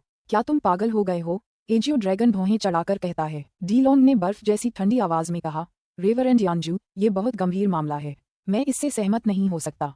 बिना कोई कारण पूछे उन्होंने तुरंत मना कर दिया। यी दा अपनी उंगलियों से अपने बालों के सिरे घुमाते हुए ठंडी हंसी के साथ कहते हैं। रेवरेंड यानजू, बेहतर होगा कि आप इस मामले को स्पष्ट रूप से समझाएं। ज़ैड तलवारें दूसरे पवित्र हथियारों जैसी नहीं होती। आपने गुप्त रूप से 9वीं तलवार हासिल की थी, है ना? और इसलिए आप हमारी तलवारें उधार लेना चाहते हैं और फिर अकेले ही 9 तलवारों वाले अमर महल की खोज में निकल पड़े हैं। नहीं, बिल्कुल ऐसा नहीं है। ये देखकर कि सबके व्यवहार में बहुत बदलाव आ गया है, रेवरेंड यानजू तुरंत मुस्कुराते हुए कहते हैं। मेरे पेंगलाई अमर क्षेत्र को भी 9वीं तलवार नहीं मिली है, इसलिए मैं उसका पता लगाने के लिए आपकी तलवारें उधार लेना चाहता हूँ। ओह, किन्यू ने भौहें चढ़ाते हुए कहा। आदरणीय यानजू, आपका मतलब है आप 9वीं तलवार का पता लगाने के लिए बाकी 8 तलवारें इकट्ठा करना चाहते हैं? उसने सुना है कि अगर पवित्र हथियारों को एक साथ गढ़ा जाए तो वे आमतौर पर एक दूसरे से दूरसंवेदी रूप से जुड़े होते हैं। किसी गुप्त तकनीक का इस्तेमाल करके एक ज़ैड तलवार को दूसरी तलवारों की तलाश में भेजा जा सकता है। हाँ, यही मेरा मतलब है, रेवरेंड यानजू जल्दी से कहते हैं। कोई नहीं जानता कि यह 9वीं तलवार कहाँ है। चूंकि 8 तलवारें प्रकट हुई हैं, इसलिए मुझे लगता है कि इन 8 तलवारों का उपयोग करके अंतिम तलवार का स्थान ढूंढकर समय बचाना बेहतर होगा। किन्यू, एजियो ड्रैगन, ओल्ड फ्रीक थरीआयड, यी दाओ और डीलोंग, जो अभी तक सहमत नहीं थे, सभी चुप हो गए। थोड़ी देर बाद किन्यू मुस्कुराते हुए सिर हिलाते हुए कहता है। रेवरेंड यानजू, चूंकि आपके पास ये गुप्त खोज विधि है, इसलिए मैं अपनी सीमित शक्ति से आपकी सहायता करूंगा। समय आने पर मैं आपको एक बार अपनी तलवार उधार दूंगा। हालांकि बेहतर होगा कि आप अपनी खोज विधि मेरे तार्किक मीनार में ही अपनाएं और तलवार लेकर भागे नहीं। किन्यू के ऐसा कहते ही नीला ड्रैगन भी जोर से कहता है। तुम्हें मेरी ज़ैड तलवारें उधार देने में कोई दिक्कत नहीं है, लेकिन ये तभी संभव होगा जब तुम अपनी खोजी रणनीति अपनाओगे। इसके अलावा तुम्हें ये स्टेलर टॉवर में और सबके सामने करना होगा। अगर तुम तलवारें लेकर भागने की कोशिश करोगी तो हमें तुम्हारे साथ मिलकर काम करने का दोष मत देना। रेवरेंड यानजू को जरा भी आपत्ति नहीं होती और वह मुस्कुराते हुए कहते हैं। कृपया चिंता न करें अधिपति एजियो ड्रैगन, मेरी कोई मृत्यु की इच्छा नहीं है। मैं सिर्फ आपके बराबर भी नहीं हूँ। आप 5 की तो बात ही छोड़ दीजिए। मैं आप सभी को गारंटी दे सकता हूं कि मैं ये तरीका स्टेलर टॉवर में, पेंगलाई पार्क में, जहां मैं रह रहा हूं, लागू करूंगा। आप उस समय तक इंतजार कर सकते हैं जब तक मैं अपनी ज़ैड तलवारें थोड़ी देर इस्तेमाल न कर लूं। रेवरेंड यानजू ने बाकी 5 से कहा। ये सुनकर डीलोंग भी, जो एक क्षण पहले सहमत नहीं था, कुछ देर सोचता है और फिर अपना सिर हिलाता है। ठीक है, चूंकि आप सभी सहमत हो गए हैं, मैं आपको सामान्य शब्दों में 9वीं तलवार ढूंढने की प्रक्रिया के बारे में बताता हूँ। रेवरेंड यानजू बताते हैं। मेरी इस गुप्त विधि से हमारी 8 तलवारें 9वीं तलवार का स्थान भांपकर उसकी ओर उड़ सकती हैं। 9वीं तलवार का स्थान जानने के लिए हमें बस अपनी 8 तलवारों के पीछे उड़ना होगा। एजियो ड्रैगन, किन्यू, ओल्ड फ्रीक थरीआयड, डीलोंग और यी दा सभी भौहें चढ़ाते हैं। पहले तो उन्होंने सोचा था कि रेवरेंड यानजू अपनी तलवारें बस कुछ देर के लिए ही चलाएंगे, लेकिन अब उन्हें पता है कि उन्हें भी अपनी तलवारें 9वीं तलवार की दिशा में उड़ानी होंगी। क्या इसका मतलब यह नहीं कि उन्हें तलवारों के पीछे भागना होगा? कौन जानता है कि 9वीं तलवार कहाँ है? अगर वह किसी समुद्र की तलहटी में छिपी है तो कौन जाने उसे ढूंढने में हमें कितने साल लग जाएंगे। अपनी 8 तलवारों पर भरोसा करके ही हम 9वीं तलवार को ज्यादा आसानी से ढूंढ सकते हैं, रेवरेंड यानजू समझाते हैं। बाकी 5 विचार कर रहे हैं। किन्यू मन ही मन हंसता है। 9वीं ज़ैड तलवार, सबसे जरूरी चीज तो अभी भी 9 तलवारों वाला अमर भवन है। सिर्फ एक ज़ैड तलवार के साथ मुझे 9 तलवारों वाले अमर भवन में जाने का अधिकार मिल ही गया है। मैं लालची भी नहीं हूँ, थोड़ा टहल लेने से काम चल जाएगा, तो एक और तलवार रखने का क्या फायदा? वह तुरंत सहमति में ऊंची आवाज में कहता है। रेवरेंड यानजू ने सबके भले के लिए इस पर विचार किया है। मैं इस मामले में उनसे सहमत हूँ, वरना कौन जाने हमें 9वीं तलवार कब मिलेगी। किन्यू के अनुमोदन के शब्द सुनकर रेवरेंड यानजू तुरंत प्रसन्न हो गए। अब वह किन्यू को और भी अधिक पसंद करता है, क्योंकि किन्यू 2 बार उसके सुझावों से सहमत होने वाली पहली व्यक्ति रही है। यी दा ने ठंडे स्वर में कहा। मुझे इस पर कोई आपत्ति नहीं है। काफी देर तक विचार करने के बाद एजियो ड्रैगन, ओल्ड फ्रीक थरीआयड और डीलोंग भी सहमत हो गए। अच्छा, मुझे वापस लौटकर तैयारी करनी होगी। कल सभी को सीधे पेंगलाई पार्क जाना है। जब समय आएगा मैं अपनी गुप्त विधि लागू करूंगा और हम सब मिलकर 9वीं तलवार का स्थान ढूंढेंगे। रेवरेंड यानजू मुस्कुराते हुए कहते हैं। अगले दिन कई दर्जन लोग स्टेलर टॉवर के पेंगलाई पार्क में इकट्ठा होते हैं। यहाँ 6 शक्तियों में से प्रत्येक में 2 से 5 सदस्य हैं। ये सभी 6 शक्तियों के मूल हैं। आज का मामला वाकई बहुत महत्वपूर्ण है, इसलिए वे कोई भी अनहोनी बर्दाश्त नहीं कर सकते। अरे रेवरेंड यानजू, क्या आप अब शुरू कर सकते हैं? हम यहाँ बहुत बोर हो रहे हैं, किन यू के पास खड़ी हो फी ने अधीरता से कहा। इस समय रेवरेंड यानजू हवा में पैर क्रॉस करके स्थिर बैठे हैं। वे न तो कोई संरचना बना रहे हैं और न ही कुछ कर रहे हैं, बस चुपचाप ऐसे ही बैठे हैं। हो फी अब और यह सब नहीं देख सकते, इसलिए उन्होंने अपनी बात कह दी है। रेवरेंड यानजू ने अपनी आंखें खोलीं और एक चमकदार नीली रोशनी निकली। सज्जनों, अब सब कुछ तैयार है। कृपया पहले मुझे अपनी ज़ैड तलवारें उधार दीजिए ताकि मैं अपनी गुप्त विधि को अंजाम दे सकूं। कोई नहीं जानता कि रेवरेंड यानजू अभी पैर मोड़कर और आंखें बंद करके क्यों बैठे थे, लेकिन ये शब्द सुनकर सभी का ध्यान एकाग्र हो गया। रेवरेंड यानजू के हाथ में एक ज़ैड तलवार दिखाई देती है। ये पेंगलाई अमर क्षेत्र की ज़ैड तलवार है। सब लोग कृपया मुझे अपनी ज़ैड तलवारें उधार दो। क्या हुआ, तुम्हें इसका पछतावा हो रहा है? रेवरेंड यानजू मुस्कुराते हुए कहते हैं। हालांकि वे एक समझौते पर पहुंच गए हैं, अब कोई भी उन्हें ज़ैड तलवार उधार देने वाला पहला व्यक्ति बनने को तैयार नहीं है। एजियो ड्रैगन गंभीरता से कहता है, यानजू, तुम्हें पता होना चाहिए कि ये ज़ैड तलवारें मेरे लिए कितनी महत्वपूर्ण हैं।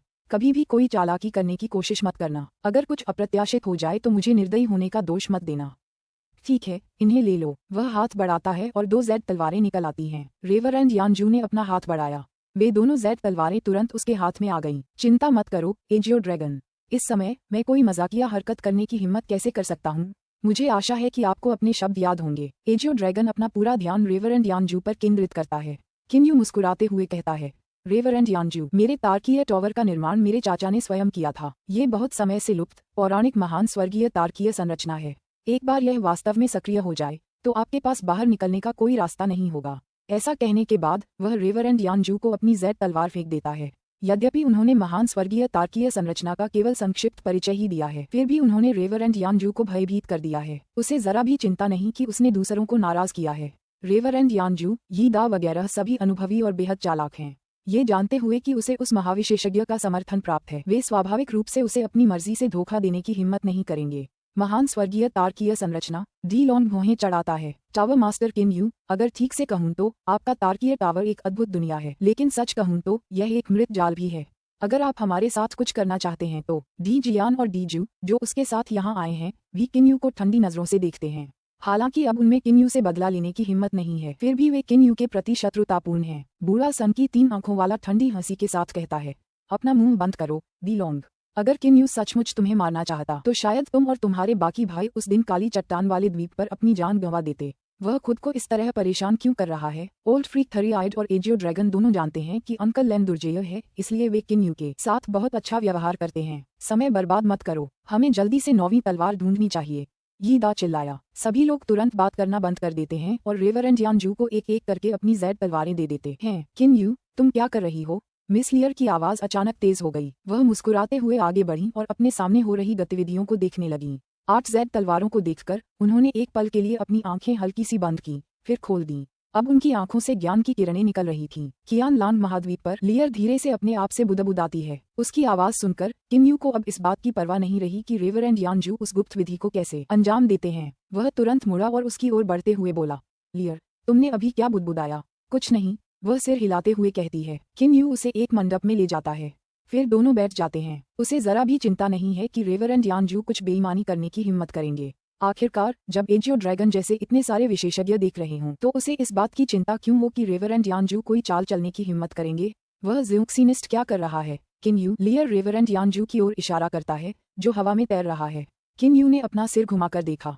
इस समय रेवरेंड यानजू 8 तलवारों से घिरे हुए हैं, जिनसे 8 प्रकाश किरणें निकल रही हैं। ये किरणें रेवरेंड यानजू के शरीर से पूरी तरह जुड़ी हुई हैं। रेवरेंड यानजू लगातार तरह तरह के रहस्यमय हस्त संकेत कर रहे हैं। वह 9वीं ज़ैड तलवार का स्थान ढूंढ रहा है। किन यू उससे यह बात नहीं छिपाती। 9वीं ज़ैड तलवार, लियर ने थोड़ा सा भौहें चढ़ाईं। किन यू मुस्कुराते हुए कहता है, एक बार एक अत्यंत दुर्जेय अमर था, कोई अनायास अमर नहीं, बल्कि एक वास्तविक अमर जो अमर से नश्वर संसार में अवतरित हुआ था। इससे आप अंदाजा लगा सकते हैं कि यह अमर कितना शक्तिशाली था। यदि ये अमर प्राणी अमर लोक से नश्वर लोक में अकेले उतर सकते हैं तो वे अमर लोक में अत्यंत दुर्जेय व्यक्ति होंगे। लियर सिर हिलाते हुए कहता है। किन यू सहमति में कहता है, यह अमर अपने पीछे 9 तलवारों वाला एक अमर भवन छोड़ गया है। इसकी चाबियां 9 ज़ैड तलवारें हैं। अब हमें 8 तलवारें मिल गई हैं और केवल आखिरी तलवार ही गायब है। आज ये रेवरेंड यानजू इन 8 तलवारों के जरिए 9वीं तलवार का पता लगाने के लिए एक गुप्त विधि का इस्तेमाल कर रहा है। ली एयर चमकती आंखों से कहता है, ये दिलचस्प लग रहा है। किन यू, जब तुम 9वीं तलवार ढूंढने जाओगी तो क्या मैं तुम्हारे साथ उसे देखने चल सकता हूँ?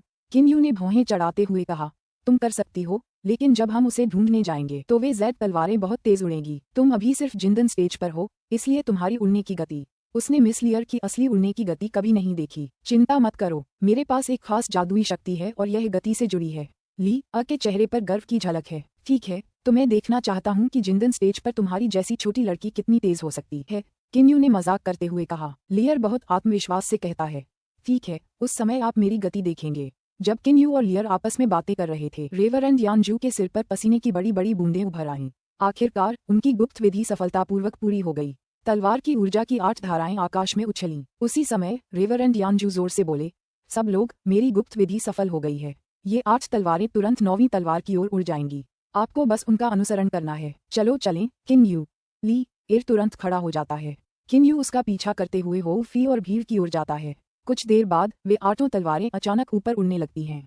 सभी लोग बिना देर किए अपनी उड़ती हुई तलवार पर सवार होकर उनके पीछे भागते हैं। चिंता करने की कोई जरूरत नहीं है सभी, मैं इन तलवारों की उड़ान की गति को नियंत्रित कर सकता हूँ। लेकिन अगर आप बहुत कमजोर और धीमे हैं तो आपको बस छोड़ देना चाहिए, क्योंकि मैं इन्हें एक मध्यम डोंगक्सू स्तर के ज़ियूक्सियानिस्ट की गति से उड़ाने वाला हूँ। रेवरेंड यानजू ऊंची और स्पष्ट आवाज में कहते हैं। मध्य डोंगक्सू चरण के ज़ियूक्सियानिस्ट की गति 6 प्रमुख शक्तियों के लिए कोई समस्या नहीं है। जून जोंग, तुम स्टेलर टॉवर में सब कुछ अच्छी तरह से संभाल लो। मैं और दूसरे और तीसरे गुरु अभी यात्रा पर जा रहे हैं।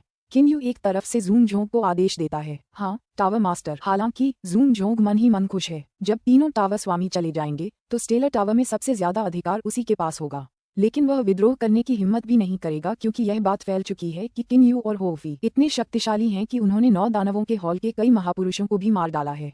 इसके अलावा किन यू को उस अथाह अंकल लैन का भी समर्थन प्राप्त है। इस बार स्टेलर टॉवर के 4 सदस्य निकले, जिनमें किन यू, मिस लियर, मौज मस्ती करने वाली होफी और हे यू शामिल थे, जो सिर्फ किन यू के साथ जाना चाहते थे।